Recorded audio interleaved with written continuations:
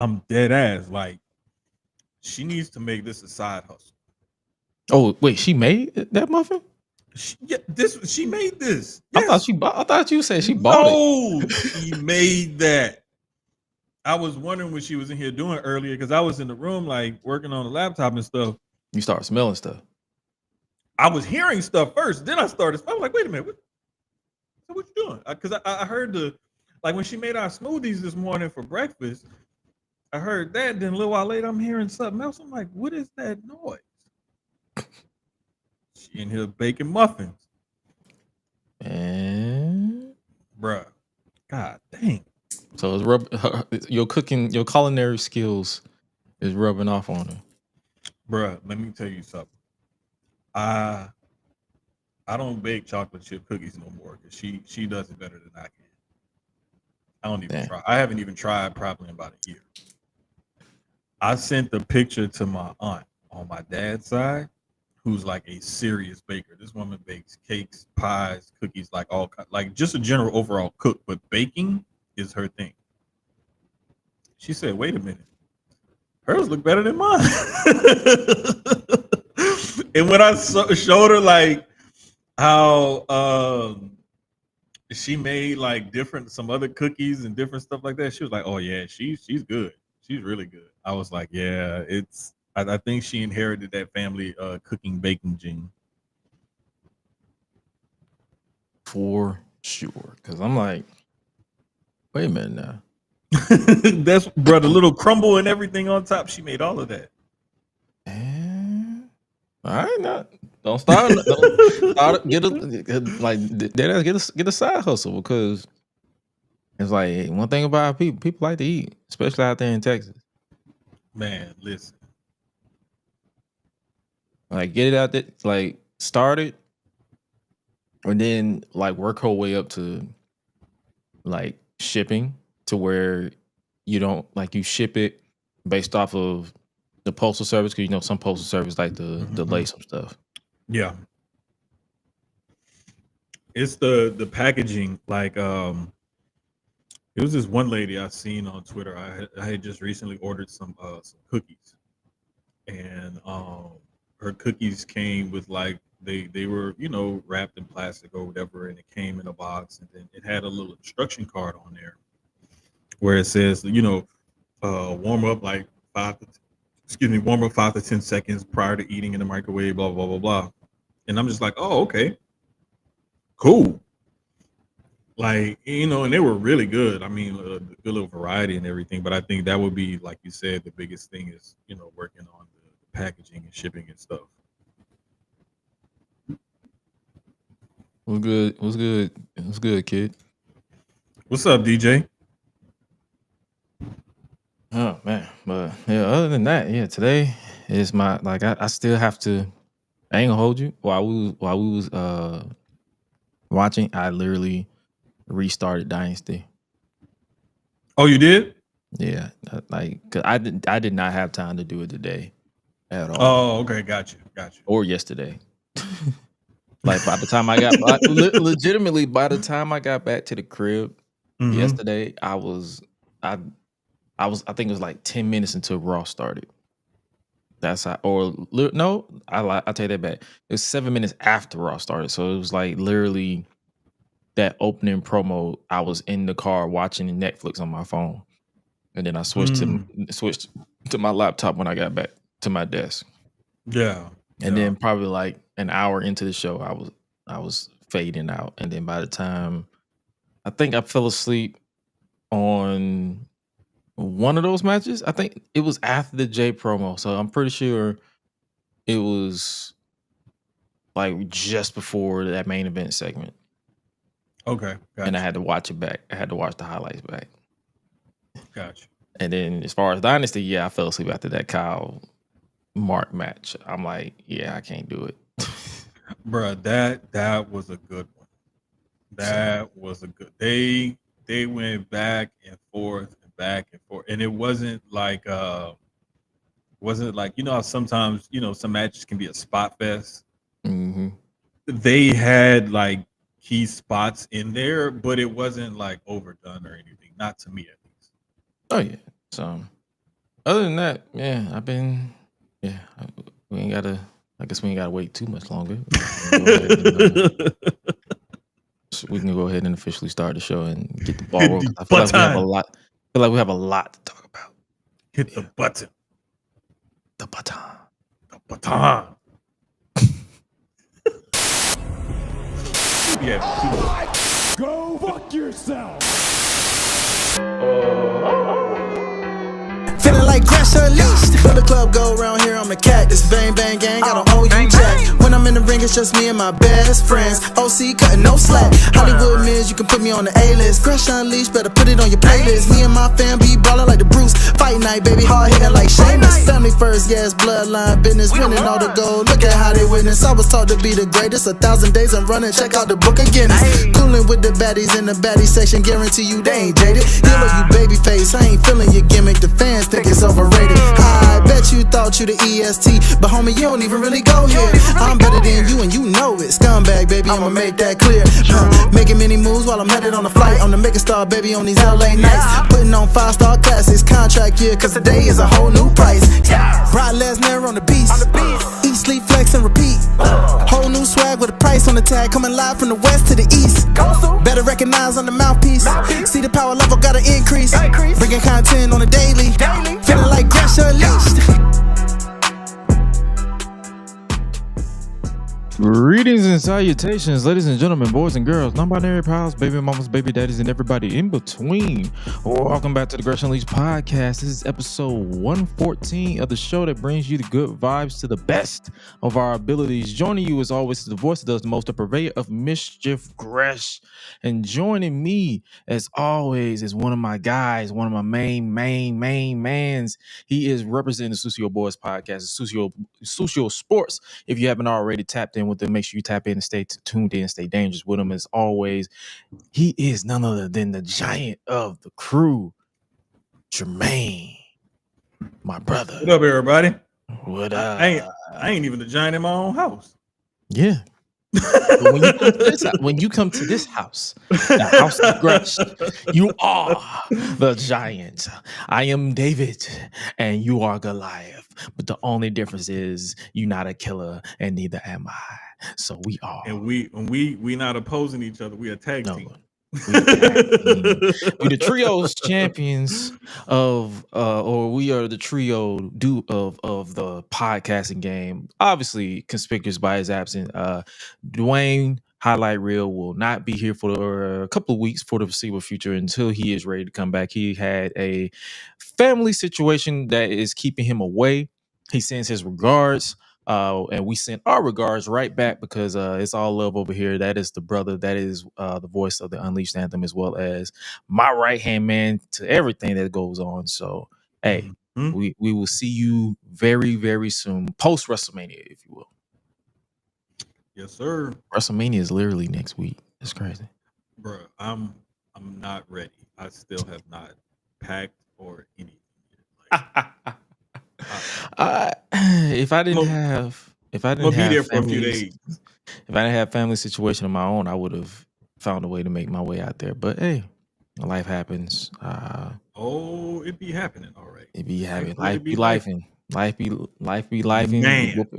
Be whooping ass, and you be like, damn, do I crumble or do I just lock in even more and just make it do what it do? Because there's a lot of chances and a lot of times where I feel like I probably wanted to crumble, but I was like, you know what? Oh, Sandra Gresham would probably whoop my ass in the afterlife if I give up. What? Man, look, I know I give my ass whooped. That's why I'm like, look, I gotta figure it out. Yeah, Mama ain't raised no quitter. She raised a warrior, if you will. So, and in regards to being warriors, you had to be a warrior to stay up and watch everything that was AEW Dynasty this week. Because what was the official runtime? 5 hours if you watched the kickoff or the buy-in? If you watched the buy-in, I want to say it was like an hour, and the main card went off like about 11:30 or so my time. So yeah, it was a little over 5 hours if you watched the buy-in. And if you are the type of person that watches the medium scrum, that was an extra like hour. So You up to like 6.5, damn near 7 hours. That's like WrestleMania 35 territory. I feel like that's every AEW pay per view, but it was a fun show. The ones that the part that I caught because yeah, like I said, I fell asleep.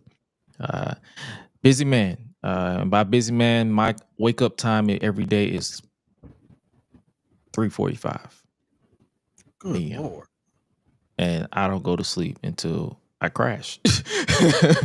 So it's like as you get older, you can only do long nights, and I know people who are those type of people who likes to pull 24-hour shifts or 24-hour full Mm-hmm. awake. Shout out to y'all.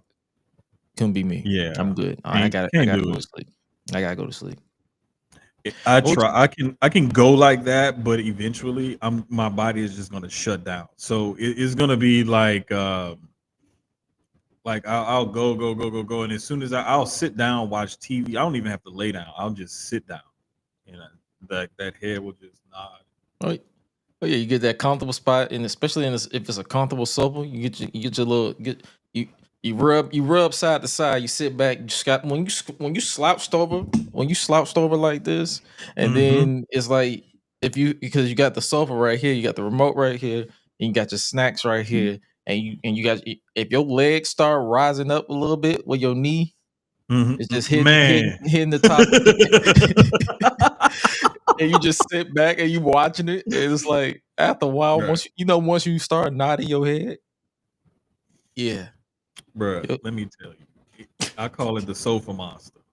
boy. Once that sofa monster get a hold of you, get you in that rear naked choke, oh, it ain't nothing. What can you do? What can you do? Just accept it. Like I got I got a recliner downstairs, and it's a thick recliner too, so it's Oh, extra comfortable. snap.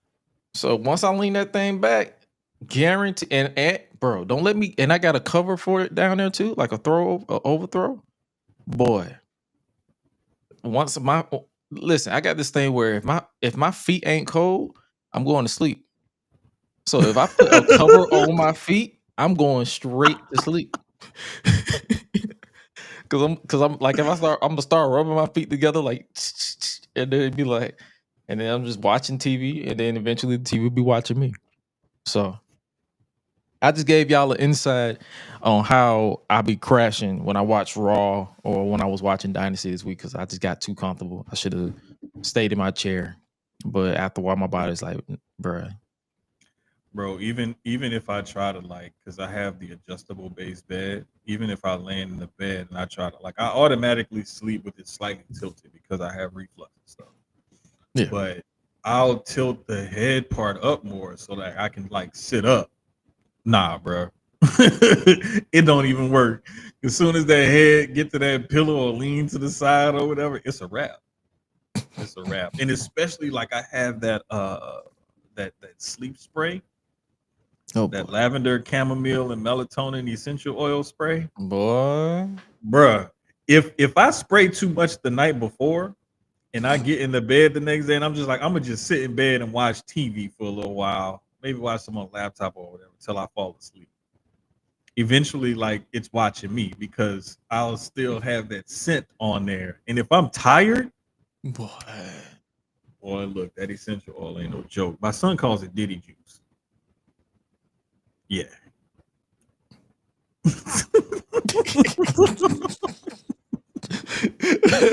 I'm like, okay, brother. right. I'm like, you got me sounding like Tyler Perry when he's in Madea cosplay. Yeah, man. Don't do that. Hey, bro, I envy him because that dude, him and my daughter, she is the queen of naps. She is the queen of naps, and my son can just sleep. I used to hate it as a kid. Bro, I've seen this dude fall asleep with his phone in his hand. He was looking at something on his phone, and he just falls asleep with it in his hand.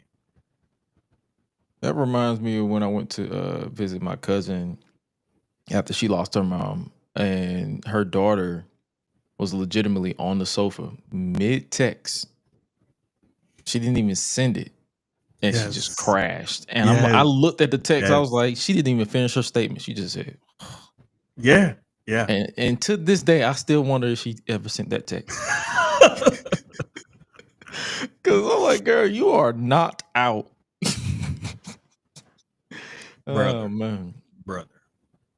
But speaking of people who might knock him out, we talked about it last week, unfortunately. And I'm guessing we're back talking about it again. For those of you who don't know, we're going to talk about Dynasty in just a little bit, but we're going to get the bullshit out the way like we did last week. Swerve Strickland, Booker T, their back and forth is continuing, unfortunately, before our very eyes. Yeah. Bruh, I'm gonna say it like this, and I'm glad Booker addressed it the way he did. Oh, I got the clip. Let's get right to it. Yeah. So first off, we're gonna start off with what Mr. Strickland had to say. When I talk about representation, I mean it every single fucking time I speak on it. 1 year, this kid right here that you supported for these last 12, 13 years, 1 year, 5 main event pay-per-views for Swerve Strickland.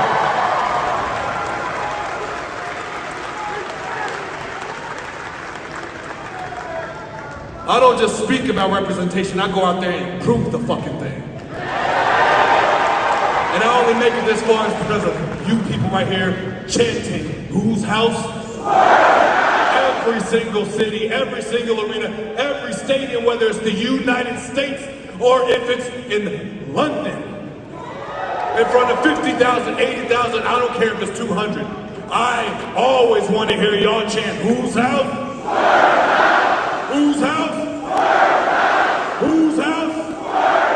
Thank y'all for being here. Thank y'all for the merchandise. Get home safely. And one last thing, just for my amusement, fuck Booker T. Yeah. Hey man, listen. There's so much cringe-worthiness to what he was saying in that whole promo. First off, you're talking about representation to a predominantly white crowd. Yeah. So wrestling in general is a predominantly white crowd. Let's get that, out the air and clear right there. Second of all, you're talking about you live it and you're representing and you've been a main eventer and you've main evented 5 pay-per-views this year and all of that. All that's cool and everything, but the thing is like when do you realize that like people already got you pegged, bro? He already got you pegged. Like, you are not the greatest representation of black wrestlers that there is out there, because like I think Marty calls him Captain Code Switch or the cultural chameleon. He's the Charlemagne of the he's the culture, what was it, Charlemagne something, but yeah, culture chameleon. Culture chameleon, yeah. And culture chameleon. He's Captain Code Switch. Yeah, and I'm glad those terms are out there like that, because that's exactly what he is. When it's convenient for him, he's with it.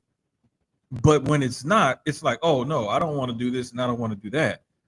Like when you had the perfect opportunity to do exactly what you're saying you're doing, you chose to say, nah, I want off that list. Now you want to be all about representation because you're at the top of the card. It's like, nah, bro. Like you want to portray who you want to portray when you want to portray it. And unfortunately, like, we don't get to do that. And let's just call it what it is. As black men, I can't take my blackness off and put it on when I want to. Like, I'm not a shapeshifter. I can't turn into a white male. I can't turn into a Hispanic or an Asian or whatever it is when I want to feel convenient.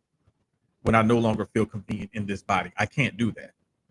So for you to do that and continuously attempt to do that as a black man, and especially in this predominantly white space, it don't sit well with people, and people see through it. Unfortunately, there are those who are going to want the representation just because it's representation. And if you okay with that kind of tokenism and whatnot, and the BS that people like Swerve feed you, that's fine. That's you and yours. But here's the thing. You can always just shut up about it and not say anything about it. And the thing that I love is that when Booker addressed it, he addressed it perfectly because he didn't hate on him. He didn't call him no names or nothing. He just basically said, you just main evented this pay-per-view. Why you got my name in your mouth? Yep. Let's hear it from OG's mouth. You know what? Let's get the elephant out of the room. Everybody going to be expect to be. Let's rewind. I woke up this morning and I'm wondering, why is my name trending? Why is my name all over social media? And then I see the video of Swerve Strickland saying F Booker T at the end of what was it? Dynasty. The AEW pay-per-view. And you know what? I'm not gonna even get upset about that or anything like that. But I'm gonna give Swerve Strickland a little bit of advice, just a little bit.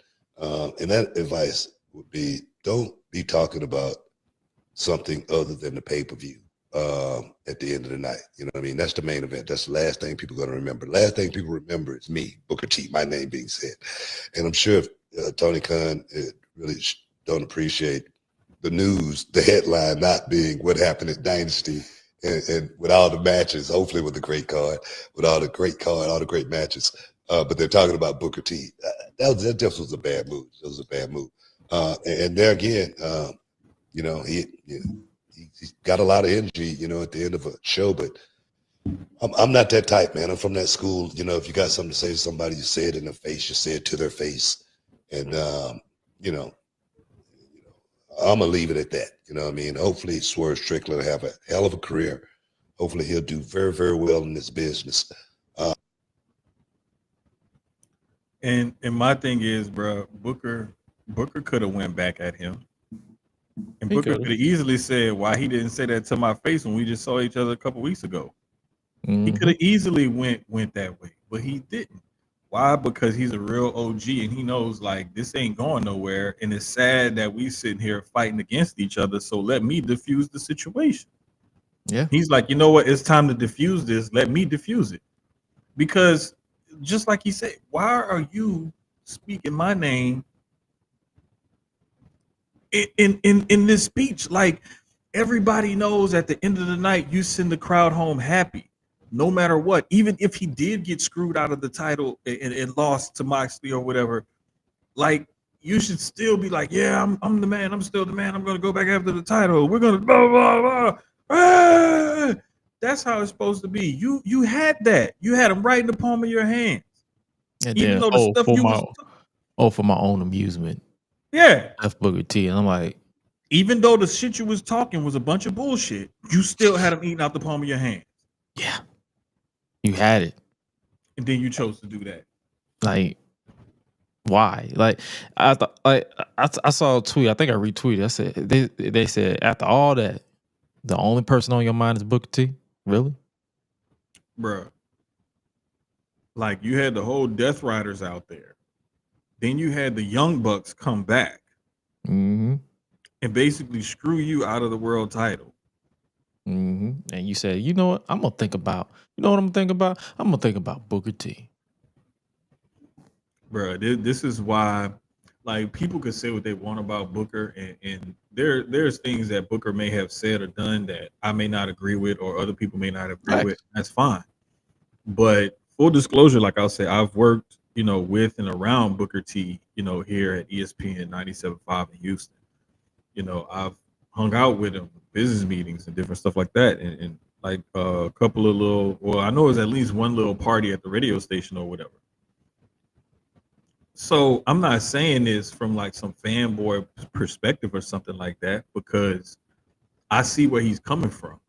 And what people don't realize is a lot of older people you know, from like our generation or older, especially older than us, like our parents, grandparents, aunts and uncles and whatnot, like a lot of them got along to get along, and they did a lot of stuff that we might deem unacceptable. I would never do that.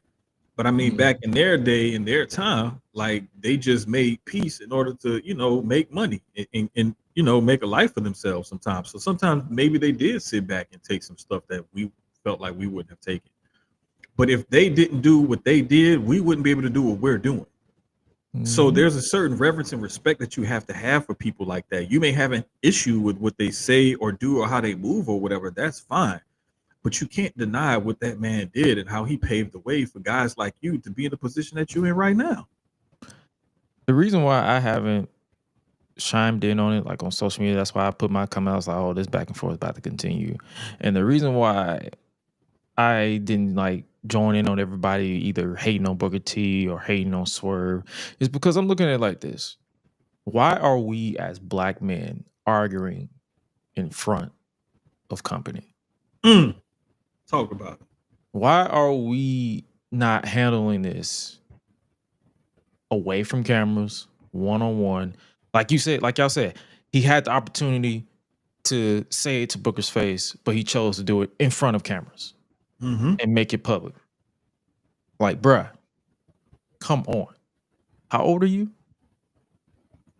Like 34. He 34. Like, I'm 30 and I know better than to argue with family, proverbial family, Right. in front of company. You may not like each other, but there's a level of respect as a black man for another black man is where you literally handle shit away from company and away from the public. Or as my grandfather would say, you don't be arguing with your brother in front of the white man. We're in a predominantly white community, and you're arguing in front of the white man. Yep. For what? Ego? Pride? Come on, man. It don't make no sense, bro. Like it's, and the thing is, man, like I know, like by living here in Houston and being here for a while, like I know people who grew up in the neighborhood that Booker, his family and them grew up in, right? So like I know what side of town he's from. You know, I know what type of time those kind of people be on and were on back in their day. Like Booker ain't the type of person that's going, you know what I'm saying? If stuff get this real, oh, he bout it. He not one of them kind of people that's beyond that. I think at this point in his career, though, he realizes he has a lot more to lose than to gain. And that's why after saying what he said in opposition to whatever it was about Swerve, when this happened, this is why he had that type of response, because he was like, you know what, I'm done with this. Like this isn't what I want to be doing. And I want to say one of his tweets or something even said like we arguing with each other, and or somebody said it like just like you said, why from the company. I want to tweeted something in relation to that or what have you. But it's just, to me, it's, I mean, you hit the nail on the head with that. Like we arguing in front of company, and the time that you had to hash this out and get this off your chest and talk through it a few weeks ago, I guess you didn't. So way. I mean, you know, it is what it is. And we're not dismissing your feelings. You're allowed to feel the way you want to feel. It's human nature. It's just the way you're going about it that has people side-eyeing you because it's like, right, why you didn't keep this energy one-on-one, but now that you have an audience and people who in a predominantly white community who, let's just keep it a spade. Like, I don't like to bring racism into everything, but they don't like a lot of black people or black people at all. So now you're shit talking black people or this prominent figure in the black community, his faults and all. He's still the first person if someone brings up wrestling and when it comes to black, two people they bring up first: Booker T and Ron Simmons. Farouk. Mm-hmm. Yep. So Yep. you're out here feeding their hatred in a way, their subconscious hatred of people that are black.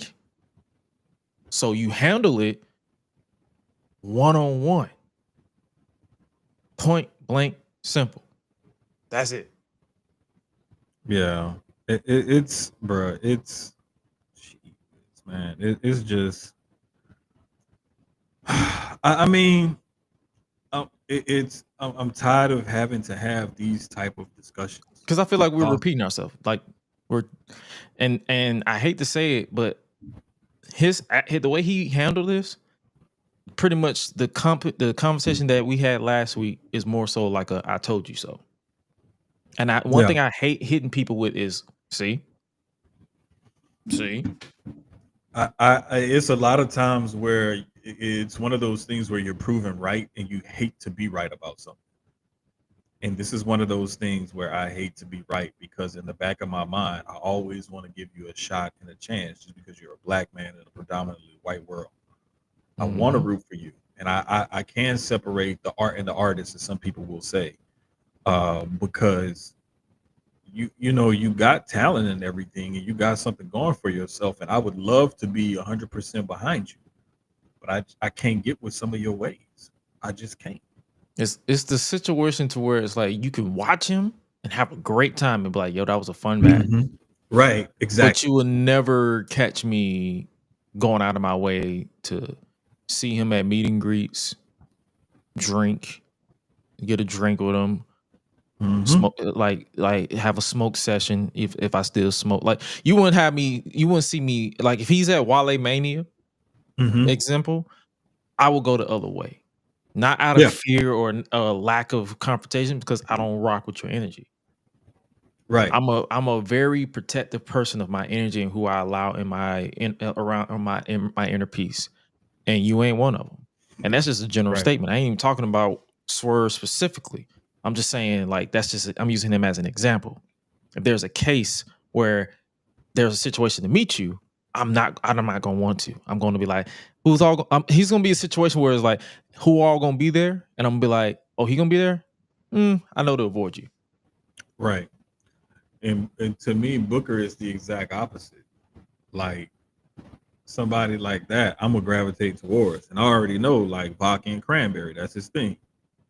So it's like, you know what I'm saying? Like, you know, what's good? Like, and I have that picture of him and I might repost it, I might not, I'm not sure. I was thinking about doing it because just the climate and the situation around the talk around him, just to show him some love and support. But people will see that and then be like, wait a minute. We know how big Booker is. We've seen him on TV. If you standing next to him and you look like that, you're a big motherfucker. I'm trying to tell y'all that giant ain't just a nickname I gave him. That nigga is a giant compared to me. Goddamn it, shit. But yeah, we're moving on from this situation. We're gonna switch gears and try to talk some positives or lack thereof, depending on who you ask. AEW Dynasty in general, I enjoyed it. Up until I enjoyed it. I still got to rewatch the main event to see what the hubbub is about. But the main event is what's the polarizing part. Kevin Knight, Will Ospreay, killer opener for the Owen. Bro, great curtain jerker. Great curtain jerker. Like I had no complaints personally. So what else is what else highlight that happened on the card? Kenny Omega retained the international championship against Ricochet and Speedball Mike Bailey. That was what was your thoughts on it? Because I've seen a lot of praise that this was the match of the night for some people. Do you consider this your match of the night? Ooh, it's either this one or the Fletcher Mark Briscoe. Those two are like the two that I'm really digging like big time, because like I just love the way that again, this wasn't like a huge spot fest or anything.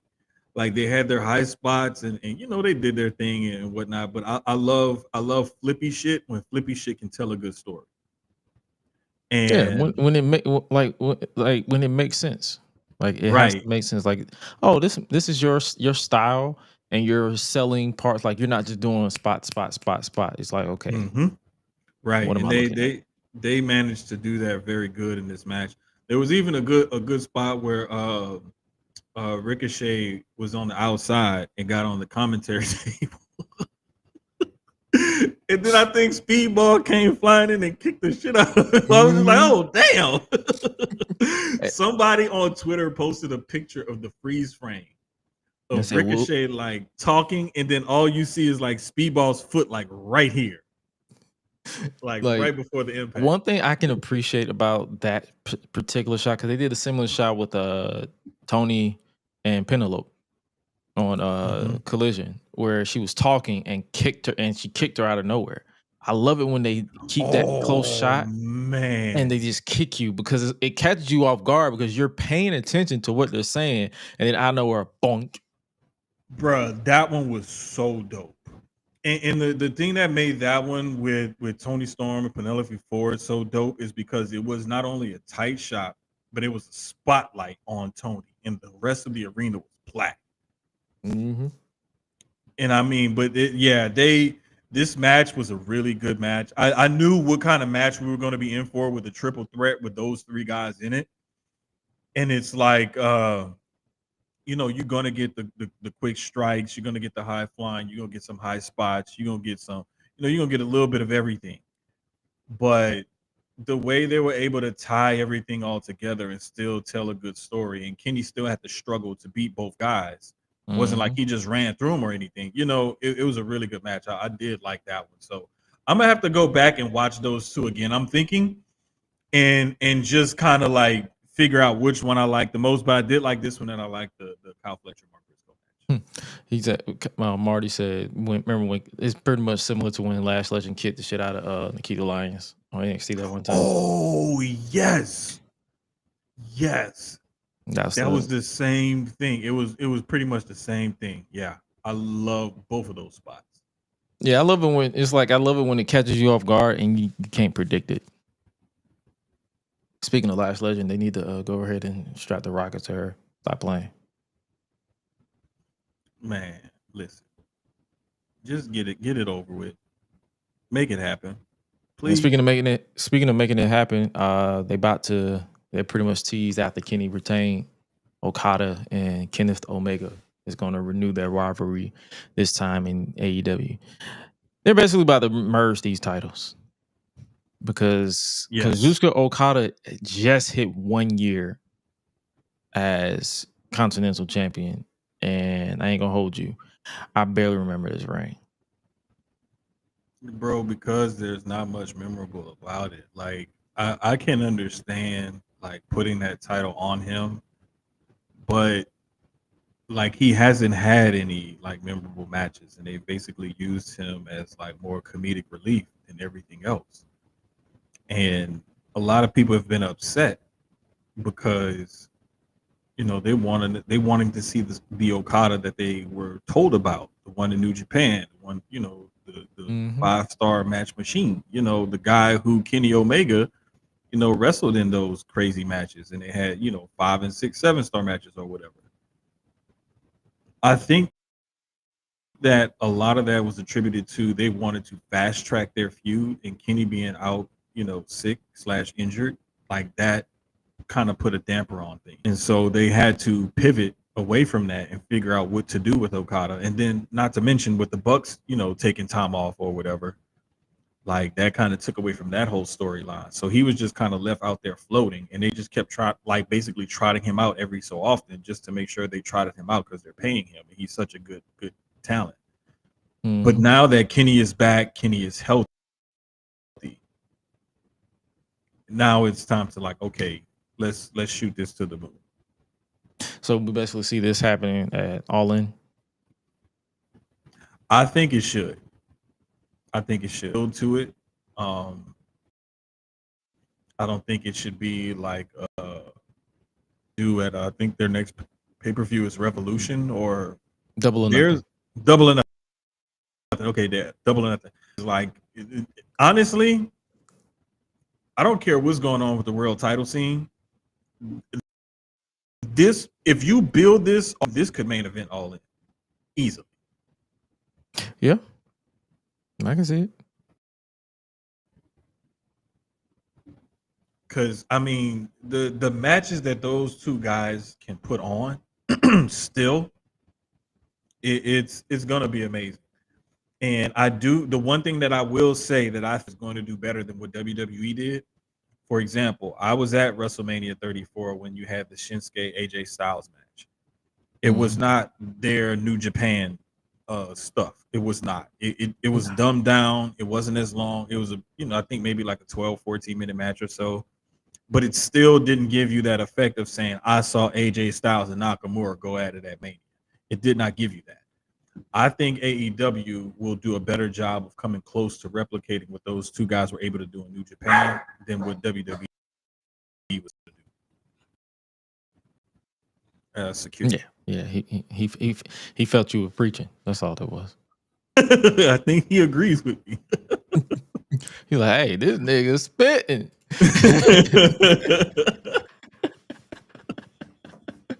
But nah, man, I definitely agree with what you're saying. Like, this is something that they have to mold into and possibly could close out All In, because following that main event, like a lot of people was writing off Swerve as world champion. Like, if I don't know what they're going to do with the world title at All In, but if they make this the prominent feature, this is definitely one of those top feuds or top matches, top billing matches, if not close out the show. That you definitely shape your entire show. Like, you got everybody flocking to Texas, the home of the Von Erichs and all these other legends that grace Texas. If you are a historian, you know who I'm talking about. But the Funks, that's what I'm saying. I'm like, you make this a big show, and what better way than to have all these people who are like considered legends in the current generation. Mm-hmm. Oh, for sure. And another, it would be a good idea to combine those. They have a lot of titles. Even we said that a couple of times. Like, if you just factor in just AEW, don't even add ROH to the mix. They have a lot of titles because they have those two titles, and then they also have, I believe, it's the TNT title. Mm-hmm. Why do you need 3 mid-card titles in your promotion when you don't have like a brand? At least WWE can say, well, we got separate brands, so this is the SmackDown, this is the Raw side, or this is the SmackDown, this is Raw, this is NXT. Like, we have different brands that we can say all of these, go for. You have one brand with 3 mid-card titles. Like, it's time to do something with that. Yeah.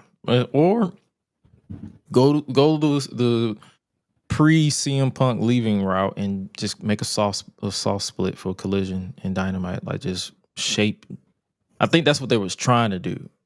They're trying to shape Collision around the TNT title with Daniel Garcia. And that's making sense, because that was often seen as like the workhorse kind of title, like the wrestlers title, Mm-hmm. And when you look back at like Cody, Sammy Guevara, Scorpio Sky, guys who've held Daniel Garcia most recently, now Adam Cole, when you see guys holding that title, those are guys that can really go in the ring, and guys that can put on a good match every week consistently with different opponents. So I think that would be a great idea. I think that they should take this title and, if you're going to make it international, intercontinental, whatever the heck you want it, the continental, whatever you want to combine, call it however you want to merge them. Undisputed international champion, or just slowly fade out the undisputed and then just keep international champion. Yeah, I mean, I think it would be great, but also have that be like your traveling champion, quote unquote. Kind of like what they did when they first was the national. Exactly. And this is what I think they should do with that title, because they have good relationships with companies down in Mexico and with New Japan. Make that like your traveling title. and having it on a guy like a Kenny or an Okada works definitely for them, simply because I'm just watching NXT. Spoiler I'm gonna alert, watch it in a little bit. yeah, that you'll see the spot I'm talking about in the Jordan Grace Jada Parker match. Gotcha. But to me, that would make sense, because that would also give you some cross branding overseas and whatnot. And those guys have a ton of experience wrestling overseas. Even a guy like a Jay White would be a good candidate to hold a title like that. If you're not going to put him in the main event title picture, a guy like an Ospreay would be a great guy especially since he makes his home base over in England. Having somebody like him holding on to that title would be very beneficial to you and your company and what you got going forward, because then you could also have him in England, easily going to, Japan, somewhere in Europe, what have you, to go ahead and defend that title internationally. Like, I'm just saying, bro, like there's some meat on the bone here that they can build around this feud and build around that title, and I think that they need to go ahead, kick it off, and get it started. For sure. And I didn't really like. We ain't gonna talk about every little thing that happened, because like the Owen, like who do you think we're gonna like the current standing? We got Ospreay and Kyle Fletcher advance, and Mercedes Moné advance. How you feel like we shaping the Owen, this like predict the Owen? I feel like after we're gonna have a real good part understanding of how they're gonna shape the finals after that Athena and Mercedes match. Oh yeah, definitely. But I could see. I'm trying to think of who would be on the opposite side of that bracket. To me, it's gotta be Jamie Hayter or maybe Statlander, because I don't think Billy Starks or Thunder Rosa is going to the finals. All right. So, yeah. Okay. So I'm thinking it's gonna be Hayter or Stat versus Mercedes or Athena.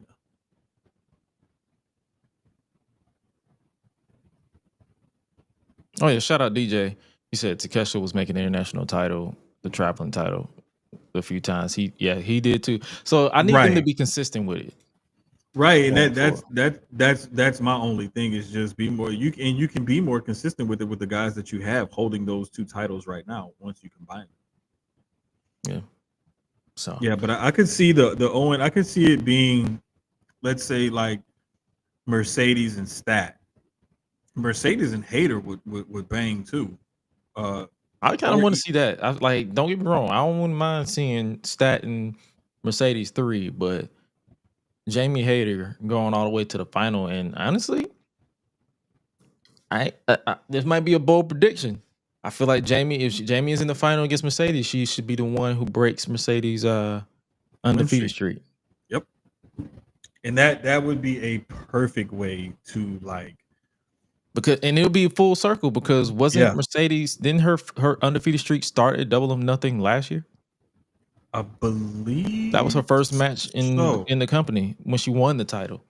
Okay, so if that was, then yeah, that kicked it off, because I don't think she had a match on a Dynamite or Collision or anything before that. I think that pay-per-view was her. No, remember that was around time everybody, including myself included, was just like, bro, why is she cutting all these promos? Can she wrestle? Can she wrestle? Can she wrestle? And then they saved it for Double or Nothing. And yeah, that was her first match was the TBS title. She won it from Willow a year ago. So she's reaching a year mark as TBS champion. Bro, I love it. So that's what I'm saying. I feel like Mercedes should be the final, and that will be a full circle moment to have her. Unfortunately, if you're a fan of Mercedes Moné, lose, and there is a story. And if Toni Storm is still the champion, there is a story there between Toni and Jamie, because didn't Jamie lose her title to Toni Storm because she was injured before she went mad? I believe so. Because remember, before Jamie got injured, she lost the title in like practically a squash match because she couldn't do much. Oh, right. She did have to kind of drop the title. It may have been the Toni Storm. No, actually, let me double check. I think it was. It actually. It was. Yeah, it may have been was. Tony Storm. No, it was. It was. Let me see. Let me pull up. Yeah. Matter of fact, I'm finna pull up the women's world title history. Let's see. Yep, Jamie Hayter. On at ironically Double or Nothing in Look at 2023. look, we just had a comment to say it was to Tony at Double or Nothing. So yeah, man. I mean, there's a lot of things that they can bring full circle in these next few months. And that's like I was saying, like in the group chat, like this is like their Rumble to Mania season, between Dynasty and All In, kind of, sort of. Or if you go from Double or Nothing to All In, it's like their Rumble to Mania season, kind of, sort of, because they always make like one of those shows. Like, what's going on? They always make one of those shows like their big show of the year. And to me, I think it would just be poetic justice to have somebody like a Jamie Hayter come back to that world title picture. I agree. At All In, because that would be a big match that they could put on, and then you could still have the Mercedes Athena face-off build, because again, neither one of those two ladies are losing their title, once they meet on that side of the bracket, because we're pretty much predicting that they're going to meet on that side of the bracket. Yeah. And one of them can take that loss without losing their title. It'll probably have to be Athena. Yeah, that's what I'm saying, because the semifinals is going to be Athena and Mercedes. I'm just going to go ahead and say Athena beat Harley Cameron. So it's going to be Athena and Mercedes on one side. And on the other side is going to be, we can predict it'll be Jamie Hayter and Chris Stack. Yeah, that's what I'm thinking. I think Hayter goes over and goes to the finals, and then I think Mercedes will go over and go to the finals, and I think that's when we'll get Hayter and Mercedes. And I think that Mercedes should beat Athena, but not be a clean win. Oh yeah, I definitely see a screwy finish. It's got to be some sort of screwy finish. Mm-hmm. And then I think when Hayter beats Mercedes in the finals, I don't want it to be a screwy finish. No, it has to be decisive. It has to be decisive, so that way you really elevate her and set her up for that next level. That can knock Mercedes' confidence, and then have Athena, pissed off because she lost on some screwy stuff to Mercedes. Now and that could be your TBS title at All In. Bingo. And you got it right there. Yeah. And I mean, there's so many different ways that they can book this, man, but they have some ways that they can book some good storylines over the next few months to keep us interested, to keep us entertained, and to make a good card at All In. Oh yeah, because I ain't gonna hold y'all. As soon as y'all make that match official for All In, I'm going to go buy my ticket. I know some not some run down hotels, but I know some hotels. I'll be like, all right, let me stay there again. Like, bruh, come on, man. Look, and I'm right down the road, so I might pop up. And on the men's side, we have a wild card. Who we think is the wild card? That's interesting because the wild card is slated to face Hangman in the first round. So I'm wondering, who is this wild card? Because typically they want it to be a big surprise, but you have that big surprise going against, Hangman in the first round. Mm-hmm. So does Hangman lose because this wild card is returning? Because if this wild card is returning, like let's say a Jack Perry or somebody like that. You think the wild card is in the pocket of the Bucks because they're still the EVPs? See, that's another thing.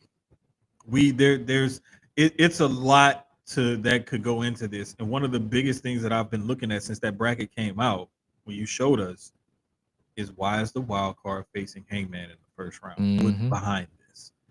So there could be something where Hangman, he's kind of losing his mind, kind of going crazy or something like that. It could be that Hangman loses, because he's not focused, and it sends him into a further tailspin. So, I know it's a long shot, but I would like to see Bryan Danielson return. DJ said, I think the Bucks are going to screw Hangman. out of the Owen, then it's going to be Hangman Swerve versus the Bucks at Double or Nothing. You know what? That has some credence because especially after that backstage segment that they had. That and Hangman helped Swerve. Pretty much. So it's one of those things, man, where you could see that build coming between the two of them. Mhm. Like, you know, maybe we need to work together to take these guys down and we can resume our fight later, type of thing. So yeah, that's why I said that's why I said I was like, when he said you burned down my house, you deserved it. I know. I'm like, that just flipped the switch. Big time. And I'm like, wow. This is really where it's going to be. And speaking of the Young Bucks are back.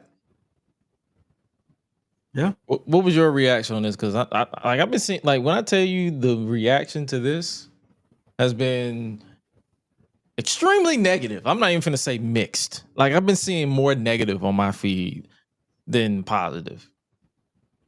That's what I've been seeing also. What was your I guess you could say unbiased thoughts on this being the outcome?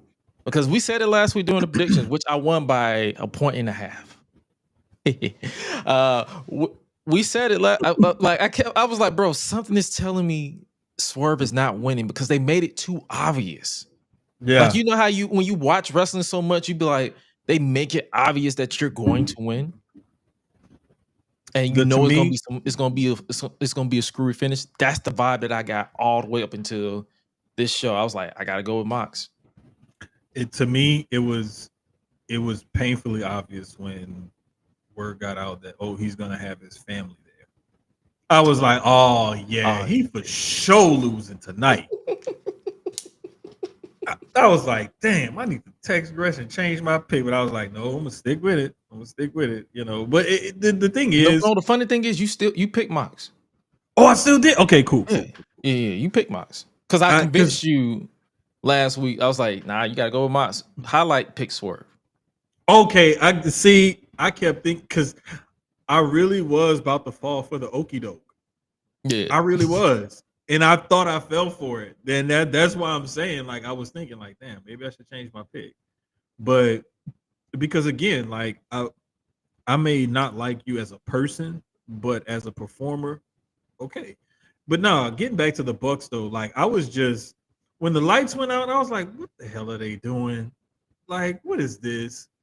And then when the lights came back on and it was the Bucks in the ring, it just this shot right here of him looking like that, like, you supposed to be the baddest dude, the scariest dude. That shit was hilarious, bro. You're supposed to be the most dangerous man in AEW, and they got you looking like a little bitch with the Bucks standing there. Like, bruh, if you look at Matt and Nick's grip on his wrist, they barely got a grip. Bro, you could have recreated the Denzel meme. Get your hands off me. Like, bro, easily. But nah, and like the reason I said that because he was standing there like this. Yeah, he tried to salvage it by shaking, but it's like, bruh, my eyes are looking at their hands. You literally could have just snatched your hands away. And then he let them taunt. Exactly. Which is an extra 5 seconds. And then they hit the knee, and then he was out for like 30, 40 seconds, and Mox crawled over and pinned him 1, 2, 3. Bro, like, it was like, when the lights came back on, I saw the Bucks. I was like, oh, it's the Bucks. And then when I saw that, like, that fake little scared face and the wiggle and everything, like, why are you trying to build them up as if they're like some real life boogeymen or something like that? Like, it's the Young Bucks. Look at Nick's arms. I have bigger traps than this dude. What are we doing? Bro, I'm just saying. Like, look at Swerve's arms and look at their arms. Like, bruh. Come on, dog. Like, I would have snatched my arm away, leg sweep one, with my arm to get him to fall down, and then turn my attention to the other one. I would have leg swept Nick because he would have fell on that chair. Mm-hmm. And then I would have turned to Matt because he the one with the bad back. Like, bruh, like, come on, dog. Like, I know, like, we're supposed to think in kayfabe, but it's like, damn, can you at least get us to try to suspend disbelief for a second? Like, running around calling yourself the scariest man, the baddest man in AEW, and then you looking like this when the Young Bucks holding your hand, like y'all about to sing Kumbaya bruh. around the bonfire. We don't believe you. You need more people. And it's like they can use the excuse, oh, he was exhausted. But it's like, bro, you don't even look exhausted. Exactly. Like, we've seen you go like 40 minutes in the Texas Death Match. Like, come on, be for real. Like, yeah, that's why I was like, bro, that's why I didn't even watch the main event. Not yet. But when I saw that clip, I was like, bruh, there's like a plethora of times he could have got out of that situation. Pretty much. But yep, Jon Moxley is still your AEW World Champion. And I saw a theory. I wonder, let me see if I can pull it up real quick. I saw a theory where someone was like, the reason why the Young Bucks did what they did. Let me see if I can pull it up right quick. Because I want to make sure I give them the proper credit, because I actually like this idea. I think I liked it this morning. Let me make sure. Like, I saw a theory where it was like, yo, the Young Bucks are like, because remember that situation when they left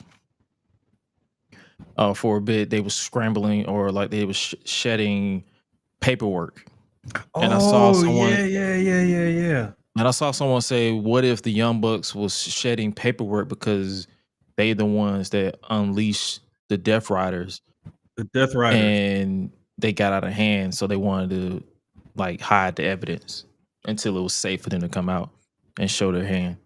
I think I did see when you reposted that or something, but that was an interesting theory, and I do like. I'm like, that theory. That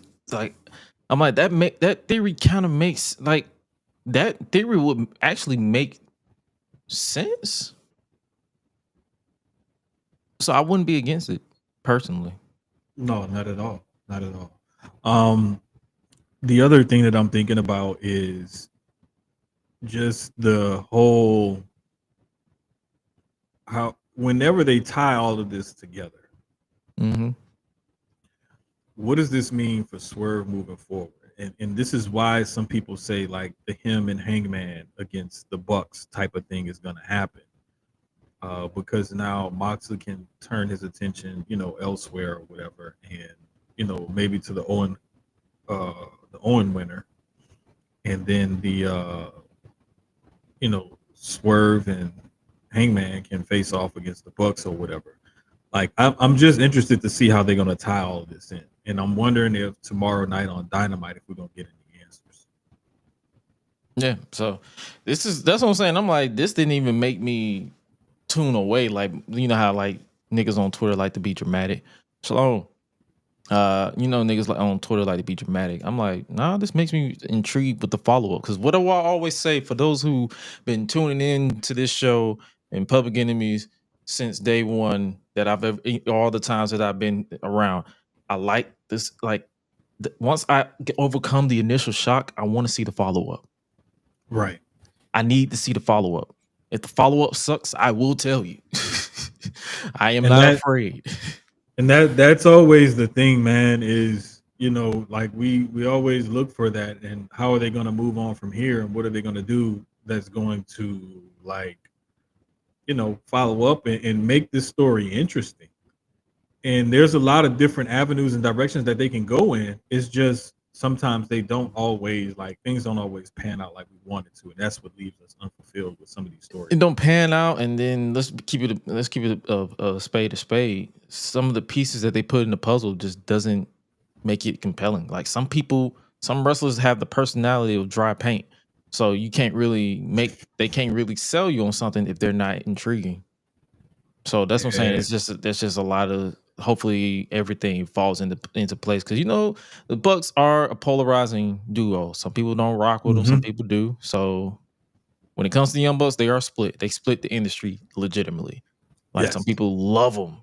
Yes. Like they are the greatest tag team in the world. And some people like, bro, they are ruining professional wrestling. And then there's me who doesn't give a fuck.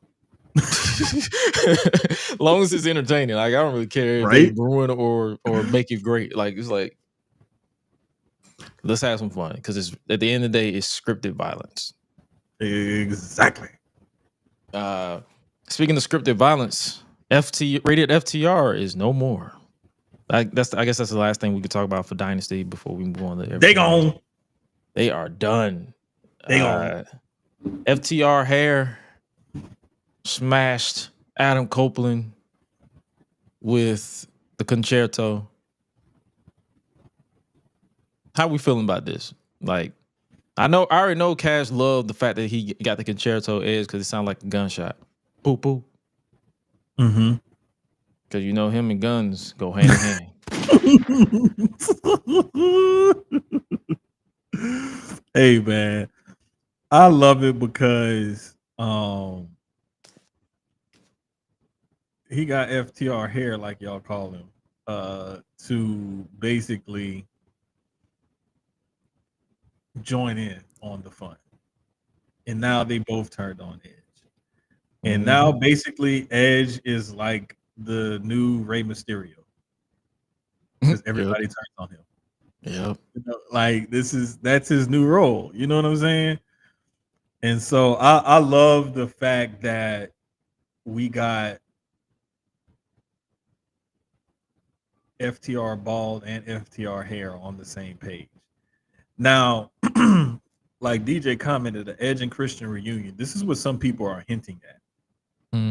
Because Christian got screwed out of his cash in or whatever, and they've already revisited their feud early on in Edge's days in AEW. So there's no need to revisit the feud. It's just a matter of how do you get that reconciliation and get them on the same page to fight FTR. Right.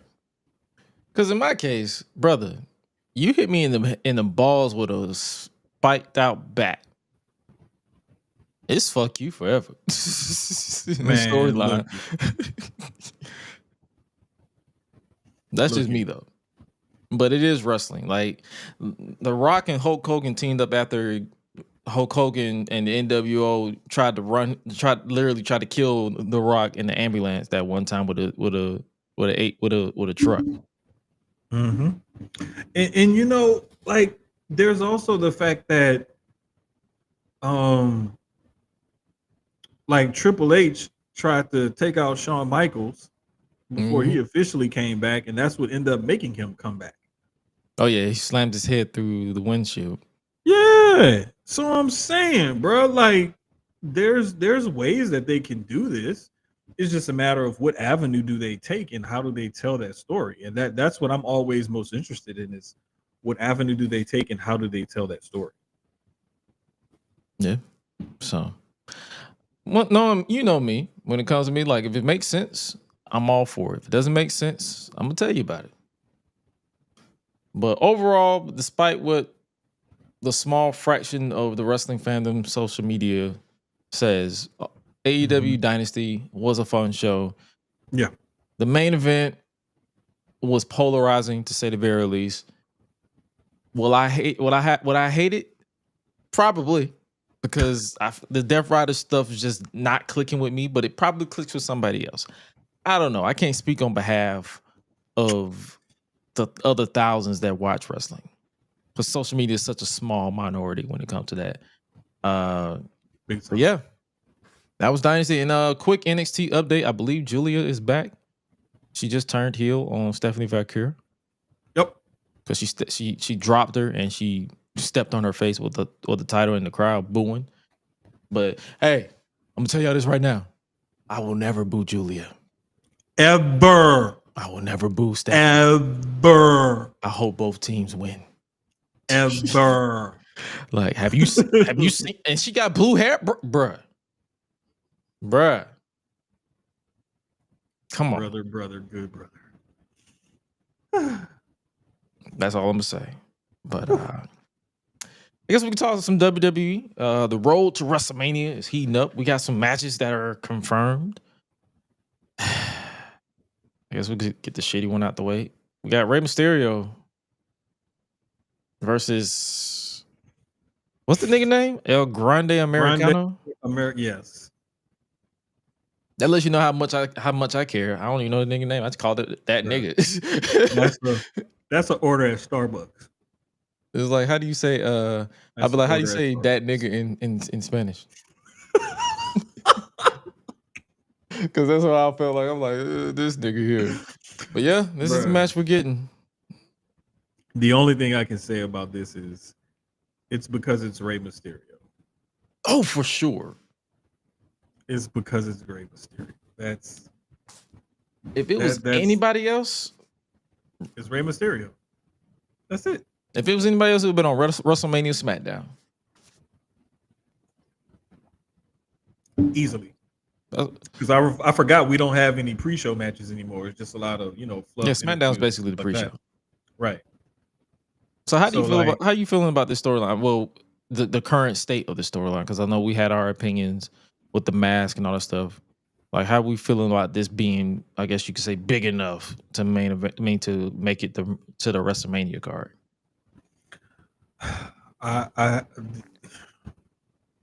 It makes absolutely no sense. No. And there's so much more that they could have done to put a Rey Mysterio match on this card. But I mean, I guess you got. I mean, you don't. I don't, bro. It don't make no sense. Like, what are we doing with this? Like, why are we stretching this out to Mania like this? Like, what purpose is this serving other than to give Rey Mysterio another Mania match on his way out the door? We know he got less time left than he got ahead of him. He like 50. Like, so what are we doing? What are we really doing? Like, the only way I see this being somewhat interesting if it's mask versus mask and Rey win. Honestly, I would say mask versus mask and Rey loses, but do we really want Rey Mysterio to lose his mask and what would be one of his final matches against El Grande Americano? Nah, because I believe he said if he do lose his mask, he want to lose it to Dom. Right. So I'm saying, why are we even wasting our time with this shit right here? We can take the mask off of Chad Gable on like SmackDown or Raw or Netflix. That's why I said I think they meant when they announced. I was like, I think he meant WrestleMania SmackDown, and then they made this graphic. I was like, oh, you fucking kidding me? All right. Hopefully, they put it on the pre-show. That would be great. Just get it out the way. Get it out the way, please, or move it to SmackDown. Like, do something, man. This ain't even a WrestleMania worthy match, bro. This ain't even a Sunday Night Heat worthy match. No, this is definitely Sunday night. This is Rey Mysterio and Chad Gable. Like, you got one of the best workers in the game against a legendary luchador. Come on, dog. You can't. It's at least worth Sunday Night Heat. Okay. I'll give him Sunday Night Heat because I could have said Velocity, but yeah, we'll go with Sunday Night Heat. God. I'm surprised you didn't say put it on speed on Twitter. Honestly, they could have put it on. You know what? No. I'm gonna show Ray respect. I'm gonna show him respect. Let me chill. Listen, I'm just not a fan of this storyline. It has nothing to do with the racial or implications of none of that stuff or the corny Vince McMahon isms with this storyline. It's just I don't care about it because I feel like they could be doing a lot more with both Chad Gable and Rey Mysterio. So, definitely. But another match that that was made official on SmackDown was for the United States Championship. That last monster standing, if you will, last man standing match. We got Jacob Fatu versus L.A. Knight. Yeah. Hey, man. This last man standing match was like one thing about Jacob Fatu. I remember that report that they put out that a lot of people that WWE was hesitant on debuting Jacob Fatu because he might outshine Solo Sikoa. Mm-hmm. Brother, He's in a whole nother atmosphere. This man right here. I heard they didn't want him to outshine Roman. And I'm not gonna hold you. If they keep going this route, he gonna outshine Roman. Respectfully, he's gonna outshine the tribal chief. That dude can work. And it's not even just him working. His working is a bonus. He has a presence about him. Bruh, it's all, he has the total package. And I know people say that 5'2" player, total package, he can do it all, blah, blah, blah, blah, score on 3 levels, all that good stuff. All them superlatives, adjectives, and phrases, yes, that's Jacob Fatu. Because he not only has a believability and a presence, and he can work, but dude, you see them pre-match promos he cuts? Backstage segments, the vignettes and everything. I mean, like, dude, like he got it. Whatever it is, in and out of the ring, he got both of them, both its, all of its, everything. He got it. Like that T-shirt, it says, "I'm gonna beat your ass, coast to coast, post to post." Come on, bro. I've never been so quick to like, bro. The next time I get paid, I'm gonna go ahead and buy that shirt. I'm not even gonna hold you. No, like, because he's 3-0 when it comes to merch. That I forgot the other one. Like the one he debuted in, the Wolf. Yeah. That one. And then he got another one that one of his slogans.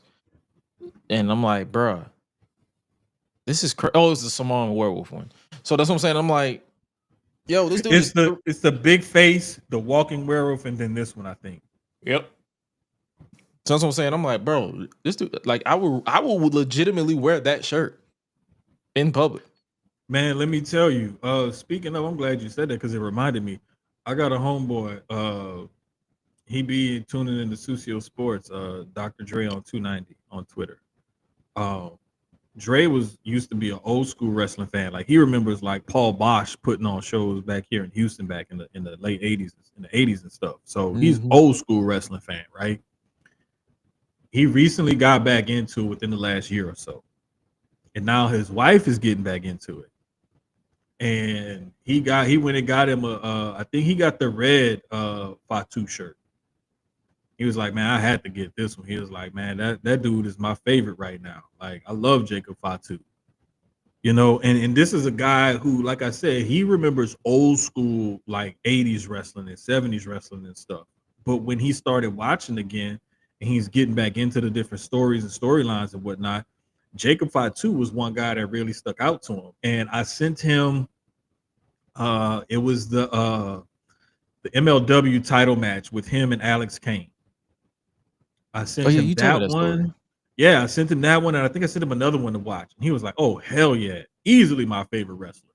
Easily. You know, and then it's just to see him go up against Braun Strowman in the last man standing match and beat him the way he did. Like, he stood in there toe-to-toe with Strowman. And they dished out some serious punishment. Like, they really tried to beat the hell out of each other. And Jacob ended up coming out on top. Pause. So I love the way they did that whole thing, you know. And if you think about it, when did Roman really like start to set himself apart? It was when he was able to beat guys like Strowman, like Brock Lesnar and stuff like that, and really put on a match and put on a showing. Like yeah, I can have these matches with these smaller guys, but I can also have a match with, you know, bigger guys as well, and really like bang out a good match and whatnot. And, you know, good point. Good point. The second time he's beaten him in the last Monster Standing match. And it's just, bruh, they're gonna slow roll his superstar build and the rocket that they're gonna attach to him. And I get it because the top of the card is so crowded. But in the meantime, they're doing a good job of building him as this, you know, believable character. Facts. Like, I have no additional opinion to give on that because it's like, bro, I'm here for the ride. Like, this dude, like, I stumbled across him in like you in MLW. I believe it was the Alex Kane match. And I've been hooked, and then him being the world champion over there for nearly 3 years. Yeah, it was something crazy like that. So I'm like, bro, I'm all in. Like I'm all gas, no brakes when it comes to being a fan of Jacob Fatu. So you already know I am ready, willing, and able to watch this man lock in. And speaking Thank you. oh, thank you. Speaking of locking in, Tiffany Stratton and Charlotte Flair was locking in on hate. Fucking yo, bruh. Like, first of all, let me just get this out the way. Let's have our fun and games first. Why the hell Charlotte look like she got on a bedazzled neck brace? I don't know what's going on. I was like, what the hell is that? It was distracting because I was like, is she hurt or is that an accessory? Like, what? I don't know. But anyway, they pulled out. Tiffany pulled out the guns. Tiffany said, "You bitch." After that last sit down side by side video promo where Charlotte kept talking, she's like, "Oh, I'm gonna let you talk first." And then she interrupted her and kept talking over. I was like, "Ooh wee." Everybody was saying, "Oh, Tiffany looked bad, and Charlotte just did this and that, blah blah blah blah." Tiffany said, "All right, I'm gonna get your ass back." And as soon as she saw that opening, when that crowd got to Charlotte and Charlotte just basically gave up, Tiffany was like, "Nah, bitch, I'm about to unload the clip." She got it. She was so what diss track was she listening to before she got there?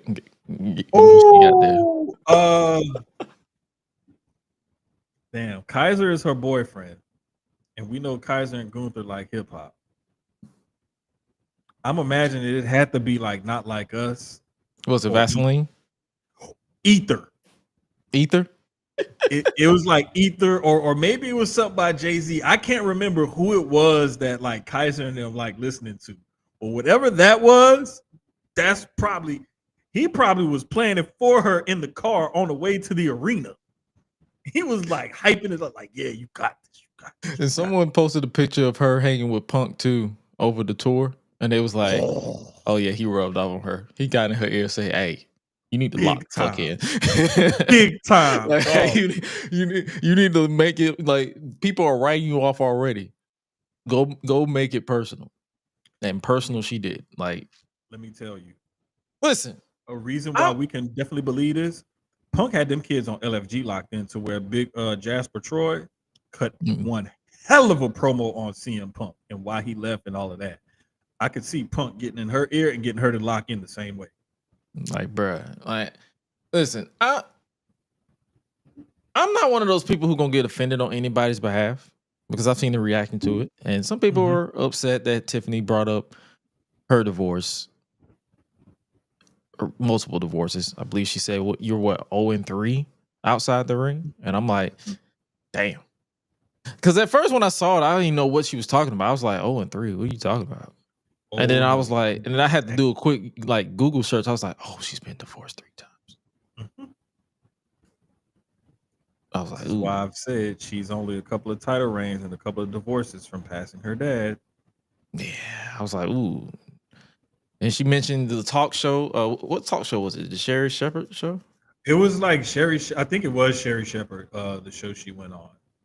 And she mentioned all that. She was like, "You talking about you the queen, you run this shit, but you out here boohooing on some dumbass talk show." And I'm like, and she was like, "What did you do at 25? You failed volleyball career, drinking in your daddy's basement." My tweet when I said her real accent was slipping out went trending, and people was like, "Wait, from Minnesota, you have an accent?" Yes, the fuck y'all do. If you're from Minnesota, any part of Minnesota, like Brock has an accent, Tiffany has an accent. I put it to you like this here: a Minnesota accent is like if somebody from Canada grew up in the South or like lived in the South, and those accents merged. That's a Minnesota accent. It's like a country Canadian. She's a Contradian. Yes. She's a Contradian. Yes. Yes. I gotta hear. I need to listen the next time because my cousin he went to college up there and played ball up there. when he graduated, he went overseas and then came back and they relocated up there. So, and he from Thibodaux, Louisiana. Relocated. I got to hear the next time like they post a post game like interview or speech or something because he coaches a high school basketball up there. I need to start listening to Cuz accent a little bit closer to see if he lost it and picked up on that one. Because that would be a strange accent to hear. But let's be real. If Tiffany, you know how she do the high pitched Sharpay Evans High School Musical voice. If she talking her regular accent, I feel like her voice would not be that high. It would be slightly deep in the middle. No. Because that when that accent kicks in, it doesn't give way to high pitch. No. And when she said drinking in your daddy's basement, I'm like, yeah, that was country. That was Contredo. Yep. As somebody who has had to like slow down my talk and control my accent, you know, doing radio and stuff, especially some TV stuff, like to make sure people are understanding what I'm saying. Whenever your accent comes out, that's real emotion. And that's how I know like that shot that she took at Charlotte, that wasn't just like I'm gonna just take the shot or whatever. Like that was not, you can definitely tell that was not scripted and she really meant that shit. Yeah, because if you read a report that's online, they said they went off, like they probably said one or two lines that was on the rundown for them and they just shot from the hip. Yeah. Yeah. And I'm not gonna hold you. That made me more interested in this match. Bro, you took the words right out of my mouth. That's literally like the next thing I was going to say, because that promo, right? Like the last promo made me think like, damn, like, is this going to be another Charlotte WrestleMania title win? But this promo right here, Tiffany was like, nah, I got my big girl panties on today, bitch. We should lock in. Like you want to take this off script and you want to go there? Bet. Like she probably was listening to the closing remarks from DNA. Fuck your family, fuck your culture, fuck your life, fuck your pride, fuck your fam, fuck your drive, fuck your mama, fuck your dad. like she was saying, like who am I? Not your father, not your facts are.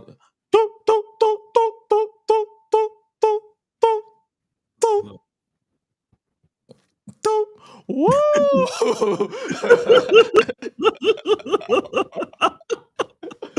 Hey man, listen, I definitely was way more interested in this match after this promo. Yeah. And I'm looking forward to this coming Friday and the following Friday as well, because I just see that fallout. You gotta address it some kind of way. Because they actually cut it out. Like they cut the closing. Yeah, they cut the closing promo out of the social media post. Yeah, bruh. That's when they start editing stuff out of clips and social posts and like I know when they upload it to stream or whatever, they've already said that they've edited some of that stuff out of that promo. That's when you know, like, oh wow, like yeah, this ain't no game. Like this ain't no game at all. And sometimes you need a little bit of personal touch and flair, you know, pun fully fucking intended. You need a little bit of that to like spark things up or whatever. You need a little bit of realism to add to the level of beef that they have going into this. Because for the longest time, when we looking at this match after she picked Tiffany, it was just like, oh, okay, the young blonde against the old blonde. That's basically what we saw it as. It was like, well, whatever. This will either be, you know, another Charlotte Flair crowning moment at Mania, or that they're actually going to put the rocket to Tiffany and get her a win over Charlotte. Yeah. So it's like either way they go. Like I think more people are going to be. I don't know. It seems like it's going both ways, because if you look at online, there were people like ardently defending Charlotte. Oh yeah, people were legit. Like that's what I'm saying. I woke up, I'm like, bro, y'all literally took this shit personal. Bruh. I mean, like like, okay, I understand being a fan of somebody and defending them or whatever, but to the depths and the levels that some people were going, like, Like relax, people was literally like relax. taking it like when Stephanie Vacura reacted to not even the personal part, but the other part that they actually posted. They was throwing shots at her, and I'm like, Yeah, y'all gotta bro. chill the fuck out. Like it's not that fucking deep. One, Charlotte don't know who y'all are, and two, it's like it's people who just don't even show their fucking face regardless. So I'm pretty sure some stupid ass fanboy or fangirl behind the social media avatar of Alexa Bliss, or I'm just throwing that name out there, Alexa Bliss or Charlotte Flair from 2016, talking shit for what? For what? Like, no, like let the wrestlers wrestle and let them, like, y'all be the main ones talking about, oh my god, this is predictable, this is boring, this is whatever the case. But then when they get a little raw or off the cuff, y'all want to get offended or try to or take shit too far, and then wonder why wrestlers don't even like y'all. Mm. And wait, another thing too. Why do they like you said they clamor for stuff, and then when they get it and it's not the way that they want it to be presented to them, it's a problem. And it's like, but you asked for this. You wanted something to get you invested in this feud, and now that they gave it to you, why are you so pissed off about it?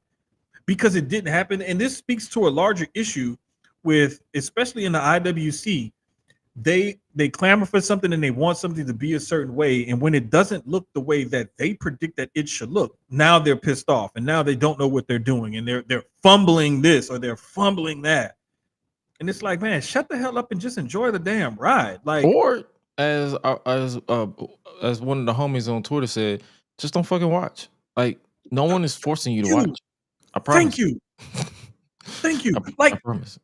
nobody's gonna lose sleep if Joe Schmo with his 200 followers, that's, just started his Twitter account 2 years ago, that don't have a profile picture and got like 6 numbers behind his Twitter name, bot, is upset that Tiffany got personal with Charlotte. And on vice versa, nobody cares that you sitting in your mom's basement or you're some,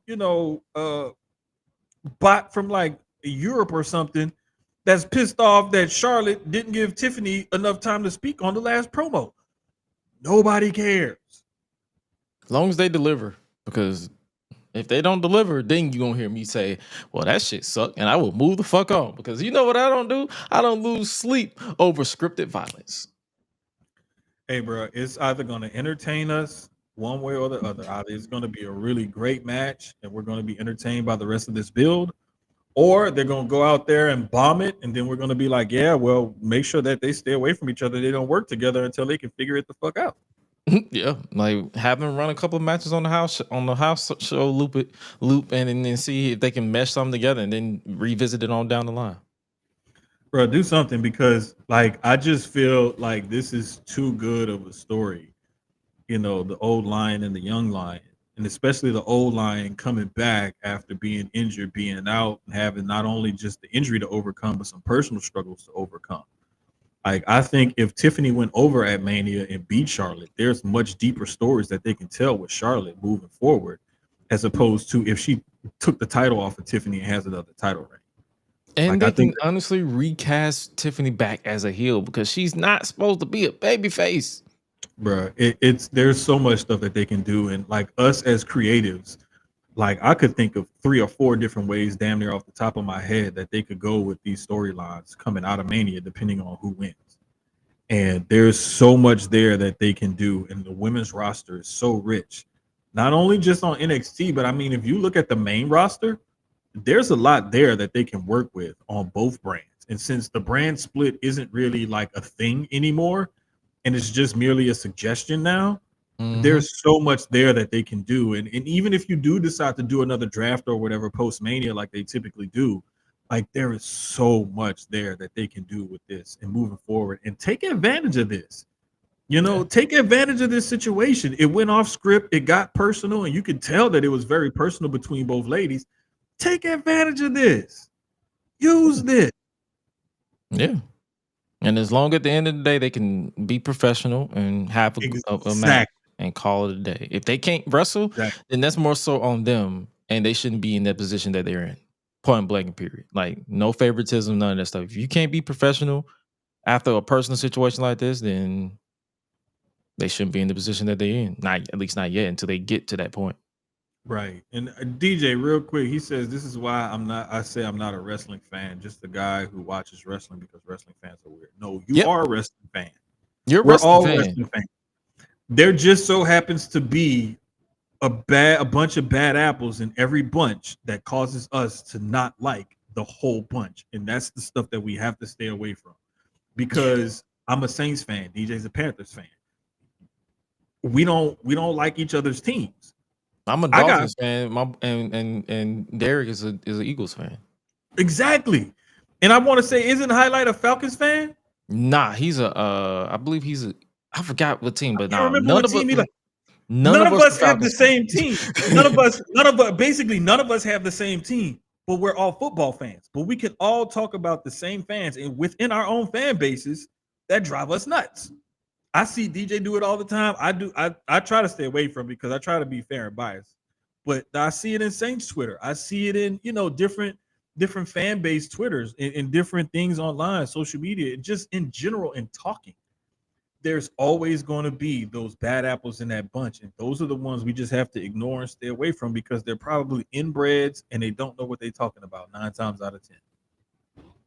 That's why I am a strong advocate of the mute and block. Oh, brother. Like sometimes at some point you just can't you can't reason with these people. No, not at all. You have to just mute and block for your own peace. Because some of these fools are just stupid. And the thing that I've been doing lately is I see stuff that I want to respond to, and I'll click on the profile and check the profile first before I decide to respond. If your follower is low or you just joined, not even just that. Like I'll be in the middle of a tweet. Like I'll be about to send it, and then a light go off like, nah. Because I know if I reply to this person, my followers will see that I replied, and it will lead to them getting engagement that they're desiring. Mm-hmm. We're not doing that. We're not doing that. But what we are doing is getting our first non-title women's match at WrestleMania, and it just so happens to be between two Black women in Jade Cargill and Naomi.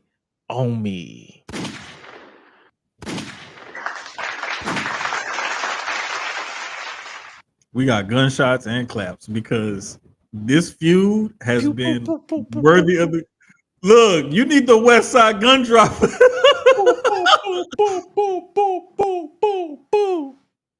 Bruh. We heard people. Bruh. And also, we need one more applause because the first non-title women's match at Mania features two extremely beautiful Black women. And I guess we might as well reiterate wrestling match, not pillow fight, not lingerie match, not battle royal, not the pudding match, one-on-one wrestling match, no hair match. I don't like you. You don't like me. Let's fight. You tried to kill me. You pushed me into a car. Or ran over or whatever the hell she did. She pushed her into a car out of jealousy because she felt like she was being replaced by Bianca. Or by Jade. So she was like, yo, I've been here longer. I'm the OG. You the rookie. Not time for me to put you in your place. Bruh, I'm so glad that they're getting this spotlight. And I think that, I said this when Jade attacked Naomi at the Elimination Chamber. I remember saying this back then, and I'm reiterating it now. Naomi is a good veteran to put with Jade on this big of a stage in her first singles match on a big pay-per-view to allow her to work a good, solid match because Naomi will make her look good. It's up to Jade to put the work in with the facials, the selling, the timing, and the pacing of her moves and whatnot, and her selling and her reactions in order to help this match come up to the level that it can be. Because we all know Naomi can work. And Naomi's, one of the most solid women vets that they have in the locker room. And she's actually gotten better and better over time to the point where we forget that, like, her first title reign was almost 10 years ago. Like, Naomi been doing this for a minute, dog. Like, she ain't just like come around or nothing like that. Like, Naomi been doing this for a minute. Left the company, went and worked on her craft and got better, and then came back even better than when she left. So, and the work that she's doing with these promos and those vignettes that they shot, bro, just the caution tape gear itself. Like, come on, man. Like, what we really talking about here, dog? Like this is perfect. And I just hope, I really hope that Jade has been working on her craft and she can hold up her end of the bargain in this match. No, I agree. I agree wholeheartedly. Like, I am. This is the match where I'm like, now they have the opportunity to shut everybody up. Yes. Like, if Jade comes locked in, WrestleMania, big stage, ready for a fight, ready for war, bruh, they have the chance to legitimately say, hey, yeah, you watch me evolve, and yeah, you watch me grow, that being Jade Cargill, but now I'm here. Now I'm considered one of the best. Yes. Because I've been training, I've been putting in the work, I've been doing my thing. Thank you. And one thing that I hope they do, I hope they don't make this a no holds barred match or anything like that, because I don't want to have the cop out of weapons and or interference to take away from what these two ladies can potentially do. Yeah, you can have a wrestling match and be violent. Just don't do no elbow and collar tie up. Just come out swinging. You may have like the announcer's table spot or the spot on the steel steps or something like that, or maybe a sneak in a chair shot or something with the ring bell or something crazy like that. But there's ways that you can have a hard hitting rough match that will tell a story and really let them lay it in without having to use weapons and props. Facts. So yeah, hey man, I'm here. I'm ready to go. I'm ready to rock with this, and bruh, I love it.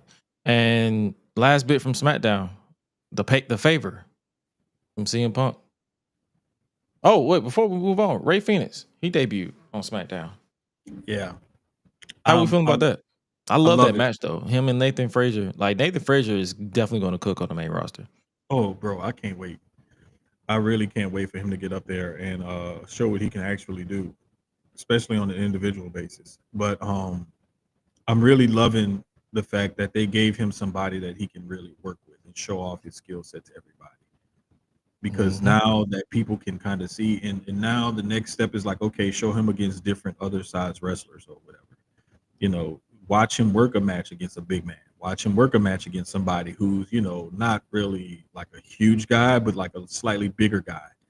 There's all sorts of things that Ray Phoenix is more than capable of. And I love the idea that WWE has him and Penta on separate brands, but are still acknowledging that they're brothers.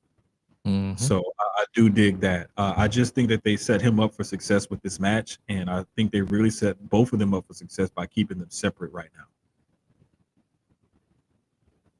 Yes, sir. But yeah, man, I'm excited. I'm ready to go and see what he cooks on his own. And then, hey, I think Penta said he wanted to have a one-on-one match with him on down the line, mask versus mask or something like that. So, hey, I would rather see them have like a title on the line, or like have them as a tag team and then split them apart by one of them going crazy or something. I don't want to see the mask versus mask. Like, I just think that mask is so, but if he's calling for it, if they themselves are calling for it, that to me, that's different. Yeah. If it's something the company's calling for, then nah, we're good on that. Right. That's how I've always felt about the masks when it comes to luchadors, because shout out to Keeks, man. Keeks really like I knew some stuff about Mexican wrestling and lucha libre, but she really like she knows this is part of her heritage as well. Like, so I really learned a lot more about stuff like that just chit chatting with her. But like I already knew like how sacred the masks were from like just watching back in the day, and the significance that they had. But to learn more about their culture, where they come from, and everything else, their backstory is even better. And once WWE, if WWE actually gets into it, it's really damn interesting. Yeah. Another news from SmackDown: Kevin Owens. He's out. Bruh, come on, bruh. Neck injury. Man, bruh. Like, I promise, Gresh, I didn't even tell y'all this in the group chat or nothing, but I was really holding out hope that this was fake. This was Oh, I story. did too. And there's still like honestly a part of me that hoping that it is, but realizing it's not. Or it's and not as serious as it and is. it sucks, especially when he's talking about he could be out, 8-9 months or more. Yeah, Like because that. I believe he met with his doctor yesterday on Monday, and I guess they were trying to determine, because if it's if he think is fusion neck surgery, and if it's triple fusion neck surgery, then he's gonna be gone for a minute, or Yeah, it ain't him, no telling when he gonna be able to come back. or he may not be able to come back, or Yeah, the Sami Zayn match will be his last match, bro, which it's will be one hell of a way to go out, because you went out with your best friend, your brother, yeah, basically, in Canada. in Canada. That would be one hell of a way to go out, but at the same time, it sucks, because it's like I believe he did an interview like right after this was announced, and it was like he wanted that match with Randy. He wanted to at least do one more match with John Cena Mm-hmm. before John Cena retired. So it's like it's a lot of situations where it's like, damn, this like there's no perfect timing to get injured, but at the same time, it's still like, damn.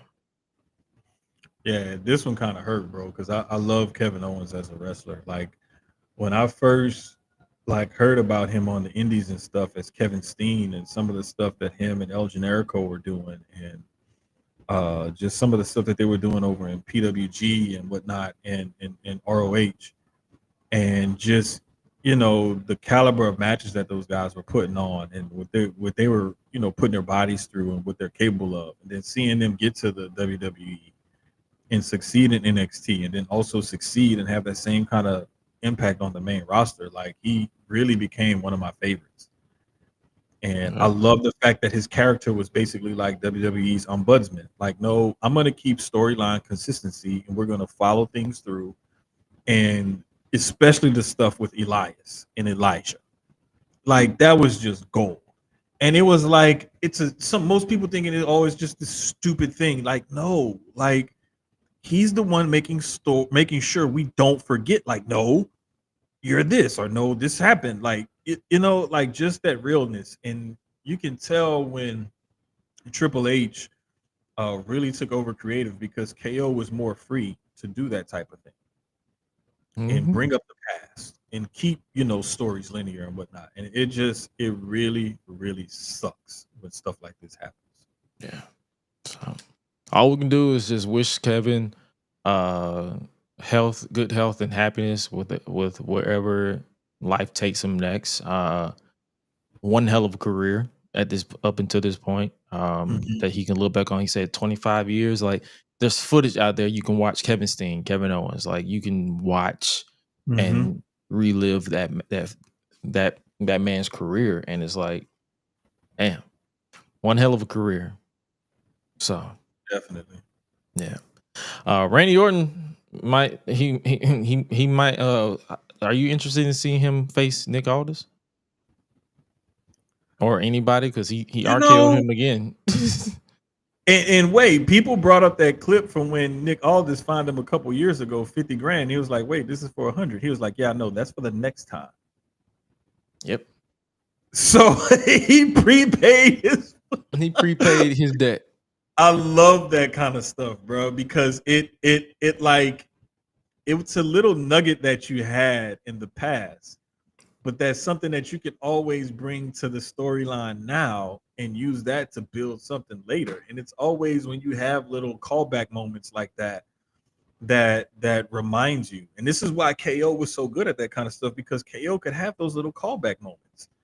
And his next opponent, it would be interesting if it was Nick Aldis, but I don't think that they're gonna go that route. I really don't know what direction they're gonna go in. The only other thing that I could think of is let's look at who's been out, who's been injured or whatever, and who can actually like make a comeback. And Nick Aldis be like, you know what? You want your Mania match so bad, I got the perfect opponent for you. You won't find out until everyone else finds out. And then they have like another big return moment or something like that. Similar to Seth Rollins and Cody Rhodes. Yeah, something similar to that. Or I mean, maybe he could even like try to call somebody out or something like I don't know, but I just hope that they give Randy a match at Mania, because He's definitely not missing Mania. I'm just saying. No. It's just a matter of like we always say, how are they going to play this out? How is this story going to work? We're literally like, I think like less than 2 weeks away from Mania. Yeah. SmackDown, then we got Raw, and then SmackDown, then that's it. A week and a half away. And this is one of your all-time greats. First ballot Hall of Famer. Like, you got to find something for him. And I'm pretty sure that they're going to have something for him. Oh, yeah. Switching over back to another match that was confirmed for WrestleMania, we have a fatal four-way match for the Intercontinental Championship. Braun Breaker defends against Penta, Finn Balor, and Dominic Mysterio. This one is going to cook. Yes. When I tell you this another Jermaine hot take, here it comes. Don't be surprised if this is match of the weekend. Gresh hot Do take. not be surprised. Gresh hot take. I feel like Dominic Mysterio should win the title. And pin Finn Balor. Bruh. That would set up so much. So much. They already been planting teas with Liv saying, well, either one, whichever one of you win, will like Liv have that look in her eye that she had when she turned on R-Truth. And it hasn't clicked off since. Like Liv is already over Finn Balor. Dude, I would love it either way. Like I want Dominic or Finn to win. I would love it if Finn. I don't want the title on Braun anymore. And it's not anything against Braun. It's just that he needs to be going after that world title. Yeah, if you bump him up a level or move him somewhere else or whatever, like those other three options, especially one of the Judgment Day guys, there's so much to do with that. Not only within that match, but thereafter. Now, if you fast track and put the title on Penta within his first few months of being there, you could see why, because look at how big of a star dude is. Like they're treating him like a big star that he truly is. And so, and Braun is like one of their future stars. You know, they see him as a future WrestleMania main eventer. So let's not discount him actually retaining the title during this match. But either four of these ways they go, there's so much meat on the bone to tell a story in this match and thereafter. Like, I'm really looking forward to it. But I really do hope if Dom wins this match, oh my God. And now it's gonna be some chicanery, some sort of tomfoolery behind him winning this match, because that's just his character. That's just how he will tend to win matches nowadays. If you look at every Dom win, it's some screwy stuff that's happening that's causing him to win. And it just adds to that heel character. Yep.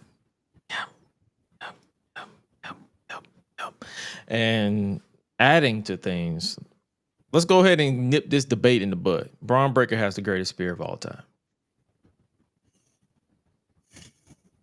You know, or do you feel like somebody still has him beat? Because I'm hesitant. That man had on Monday.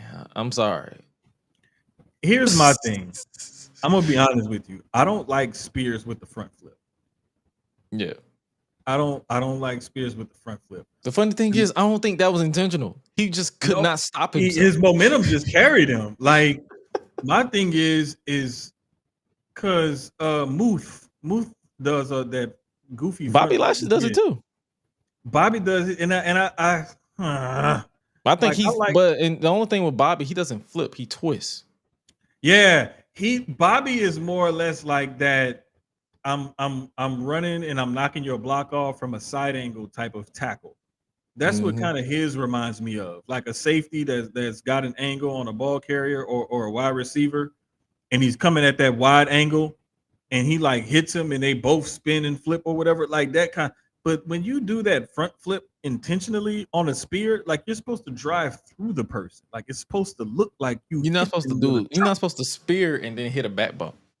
Yeah, like what the hell is that? The only person hitting the back bump should be the one you spearing. Right. You're supposed to it's like a form-fitting tackle. Lower your head, lower your shoulder, raise your chin. Kind of like the one that Braun hit on Roman at the Rumble. Thank you. Because he literally he went straight down. Now that was a great spear. Yeah, but as far as this one, I'm like, bro.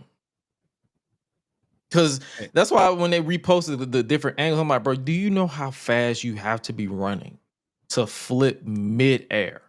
Yes. And he didn't even jump that. He didn't like jump and forward flip. He didn't try to. He just his momentum carried. I feel like he only. I feel like he intentionally flipped, because if he would have went straight down with his speed that he was going, he would have spiked his own head. No, Carlito would have had whiplash, and he would have probably needed neck fusion surgery. Now I'm talking about Braun would have broke, like the way Braun that angle where his like if he did not flip at the last second. Oh, you talking about the angle? Oh, okay, I see what you're saying. Yeah, the way that his body was going that way, bro, Braun would have definitely broke his neck. Yeah, it like you. Yeah, I think you're right. I was just thinking of more or less like if he would have just like fully drove through and wrapped up Carlito like a form-fitting tackle like that at that speed. Oh yeah, that would have been whiplash. Oh man, that whiplash would have been crazy. So in a way, Braun, this was a brutal looking spear, but it was still safe when it comes to Carlito, because it was for both guys, because it was on the floor. One quick funny thing before we move on from this, Carlito actually posted on Twitter his funeral arrangements. Bro, I saw it earlier. I was just dying.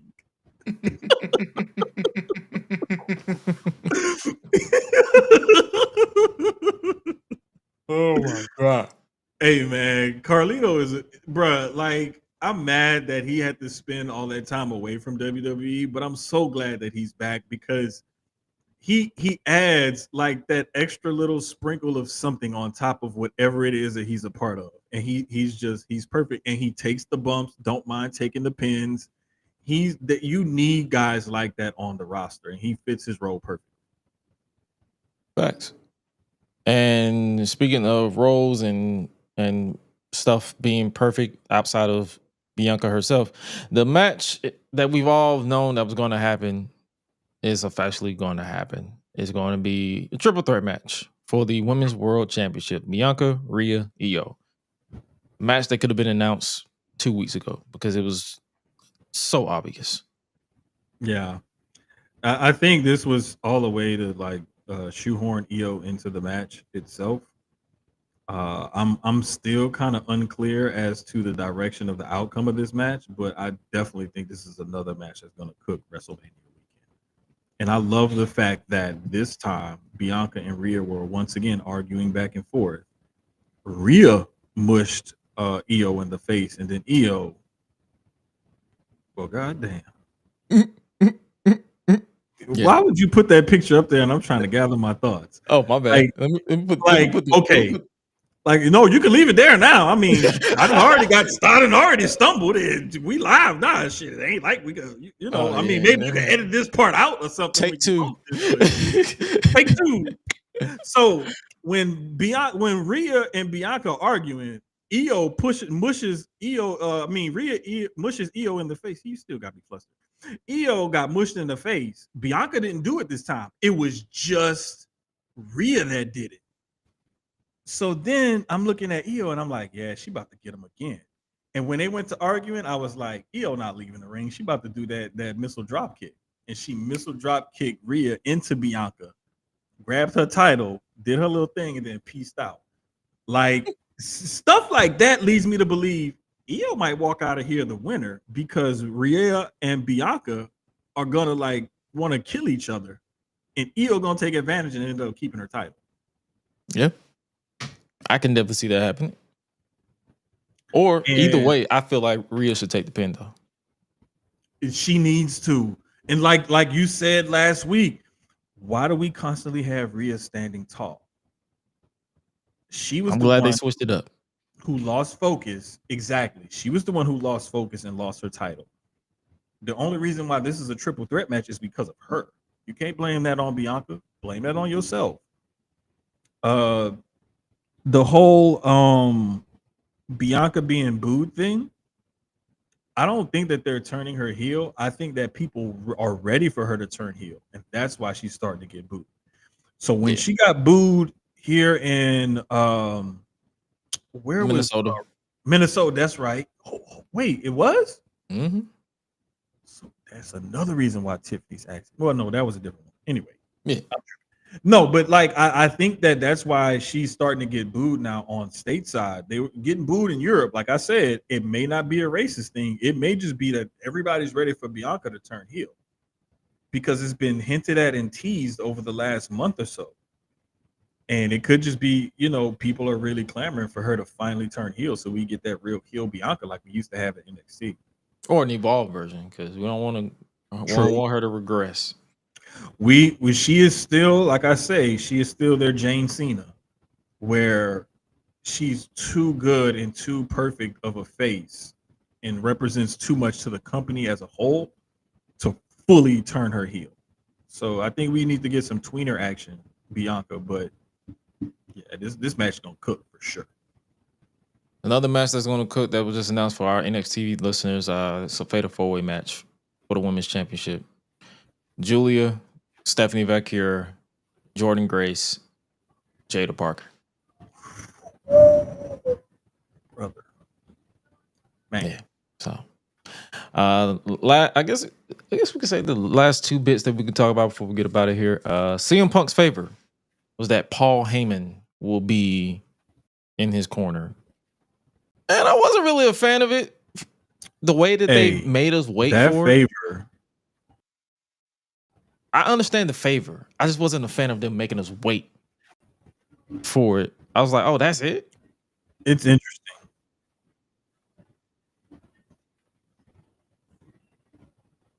Yeah.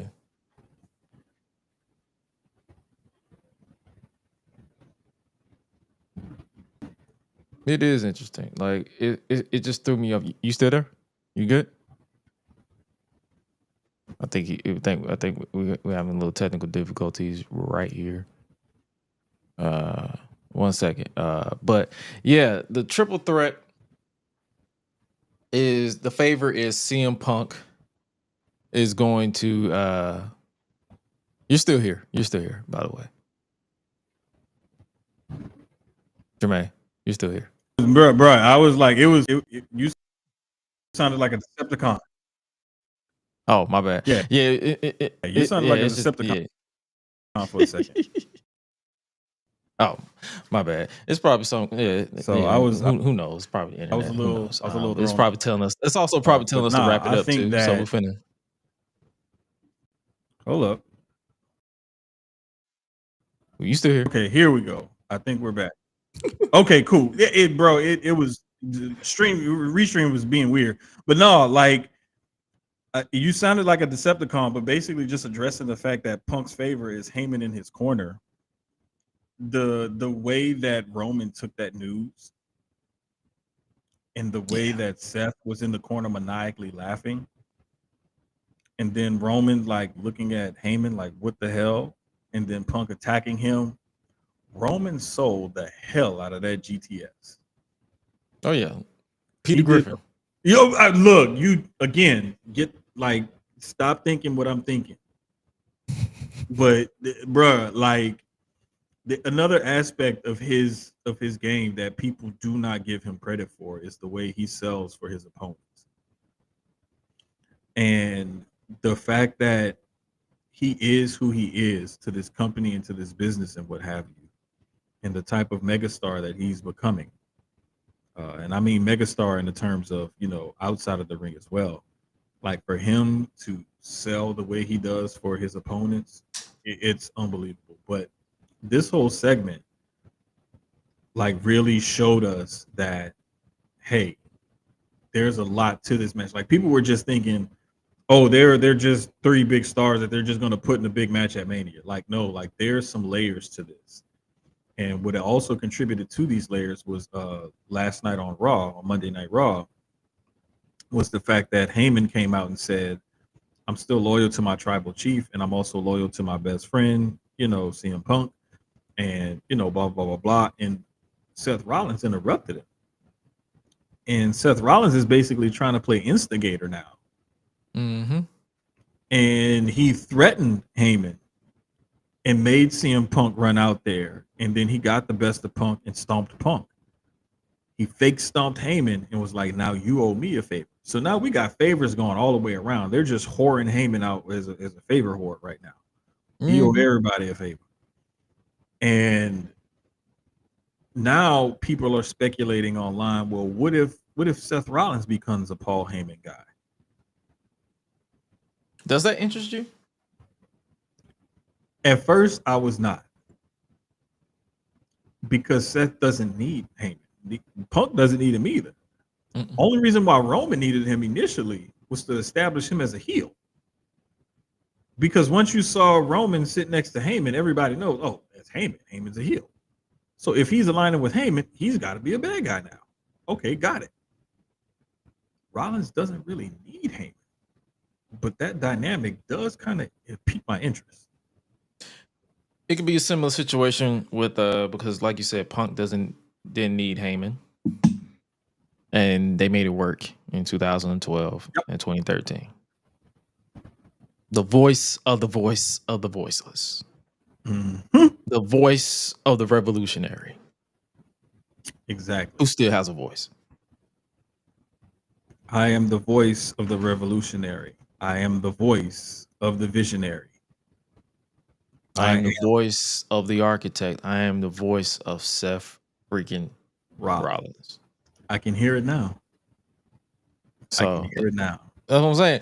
Like, I was one of those, I was like, shock value aside, what does that bring? Because I saw people say, oh, championships.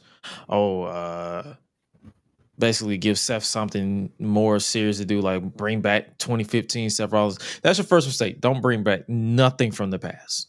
That'd be a lot of wrestling fans' first mistake. They want stuff to be rehashed, and it never works in the current year. Like Cal likes to call him this. Shout out to Cal on Black Wrestling in the Ringer.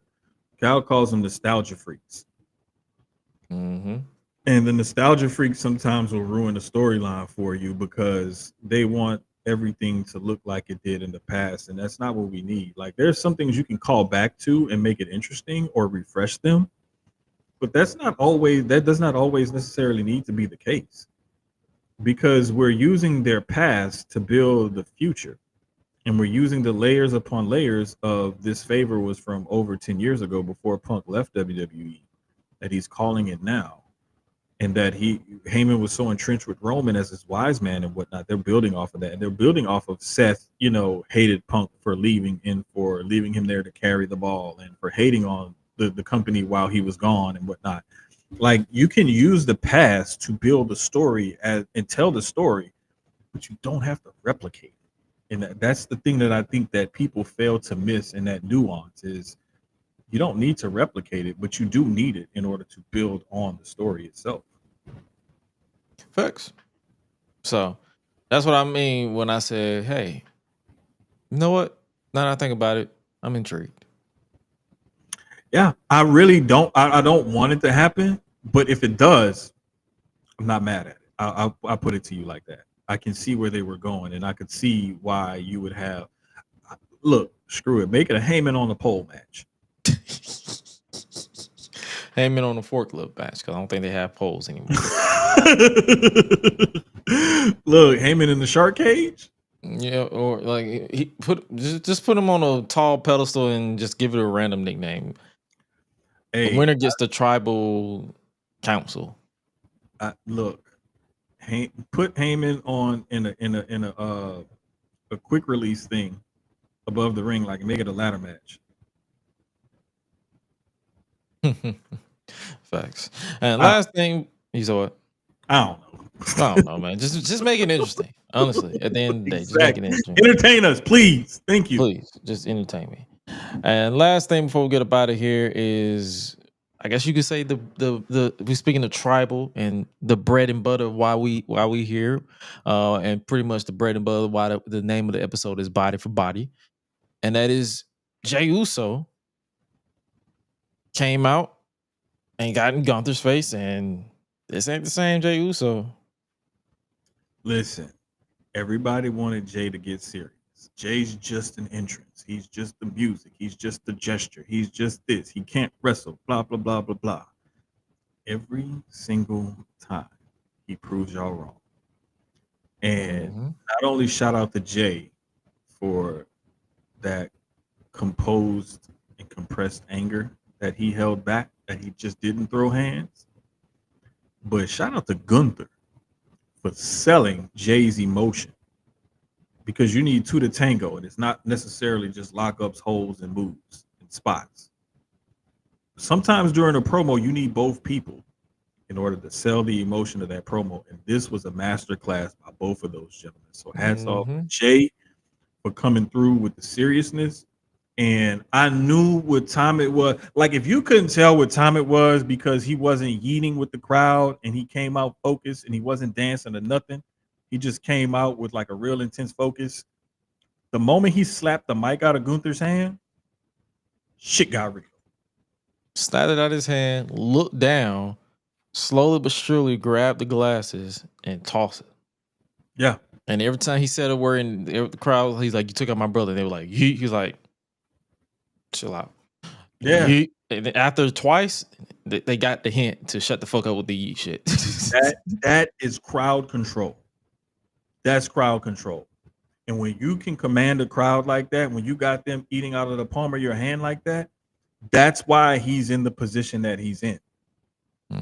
So in case y'all still wondering, oh, well, this and that, if the last couple of weeks haven't done y'all any good, haven't sold y'all on that yet, this should have. Because I'm even more vested in this match as well after this promo. The Jimmy thing really like locked me in for real. But this promo right here, where he talked about Mama Oos, nah. He said, "You got a mother? I got a mother." Bruh, when a person is that calm and they're that angry, that shit is scary. Listen, I was one of the ones. I was like, "Bro, throw hands." Because I said I'm the hothead, brother. That's the reason why a lot of people tell me stuff last, because my first instinct is violence. Like, you say, "Hey, this person fucked me over, I'm gonna fuck you up." If you do something to them in front of me, I'm gonna fuck you up. Right. So I was like, "Bro, crash out, like go crazy." Yeah. But then I was just like, but then it took me time, because one thing about me, I will circle back just to make a point. And I'm like, I had to process it. And I watched it again before we went live. And I'm like, no, this shit kind of crazy. Like, when you are that type of angry to where you're still controlling your emotions and your actions, that's more terrifying than blind rage. Like, because you're calculating. You're focused. That's scary. And I had to learn how to be that way, because I would fly into that blind rage to the point where I would get so angry. Like, I'll black out and say something or do something or whatever. And I'll have a hard time remembering like exactly what I said or what happened. I get tongue tied. I don't do that no more. Like, now I'm more in control than I was before. So I get more of that, okay, I'm just gonna be slow and calculated with it. More cerebral. But again, shout out to Gunther because his facial expressions during Jay's promo, like Jay was already giving an impassioned, emotional promo, but Gunther really drove that point home by his facial expressions. He started off smiling when Jay Mhm. was done. He was rubbing his head like, "What the fuck did I do?" Exactly, and now it's that same doubt that they were building in Gunther for the last few months with different matches that he's had, and he's like barely winning them. And even there was a couple of times Kaiser had to help him and whatnot. And I just really think that they ended up like really like laying this build out perfectly. And there's only one more Monday Night Raw between now and Mania that they have in order to have some sort of confrontation or something like that. And I think that it should be maybe like a pull apart or something, or even if they don't do a pull apart, would another thing that would sell this match is to do a video side by side, kind of like how they did Tiffany and Charlotte, and then have Gunther like something with Jimmy's blood or something like that, like bring that up or whatever. Like, but there's ways that they don't have to do much more to sell us on. Honestly, they don't have to do anything to sell me on this. I'm already sold. Yeah, they don't have to, but I don't know, man. Like after this, it's like, damn, like where do we go from here? The only thing I see is Jay's like with the calculated side. He's what you call it? He's targeting people and taking them out and looking directly into the camera like, "Hey, Gunther."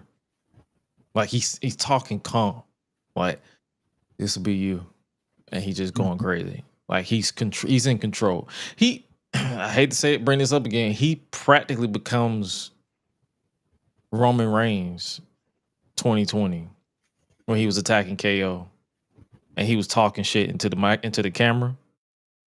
He was like, "Hey, you, KO's family at home. This is your tribal chief. Your tribal chief. The head of the table." Like he's calculated. He's like, he could say something like, hey mama Gunther, or whatever, like, cause he don't have a last name. He's like, hey Gunther's mom. It's Jey Uso. This is what your son did. An eye for an eye.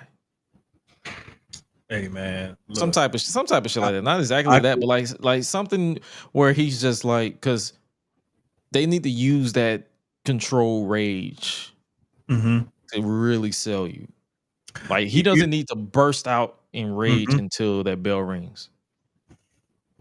What I would love to see also is set up a match against him and Kaiser, right?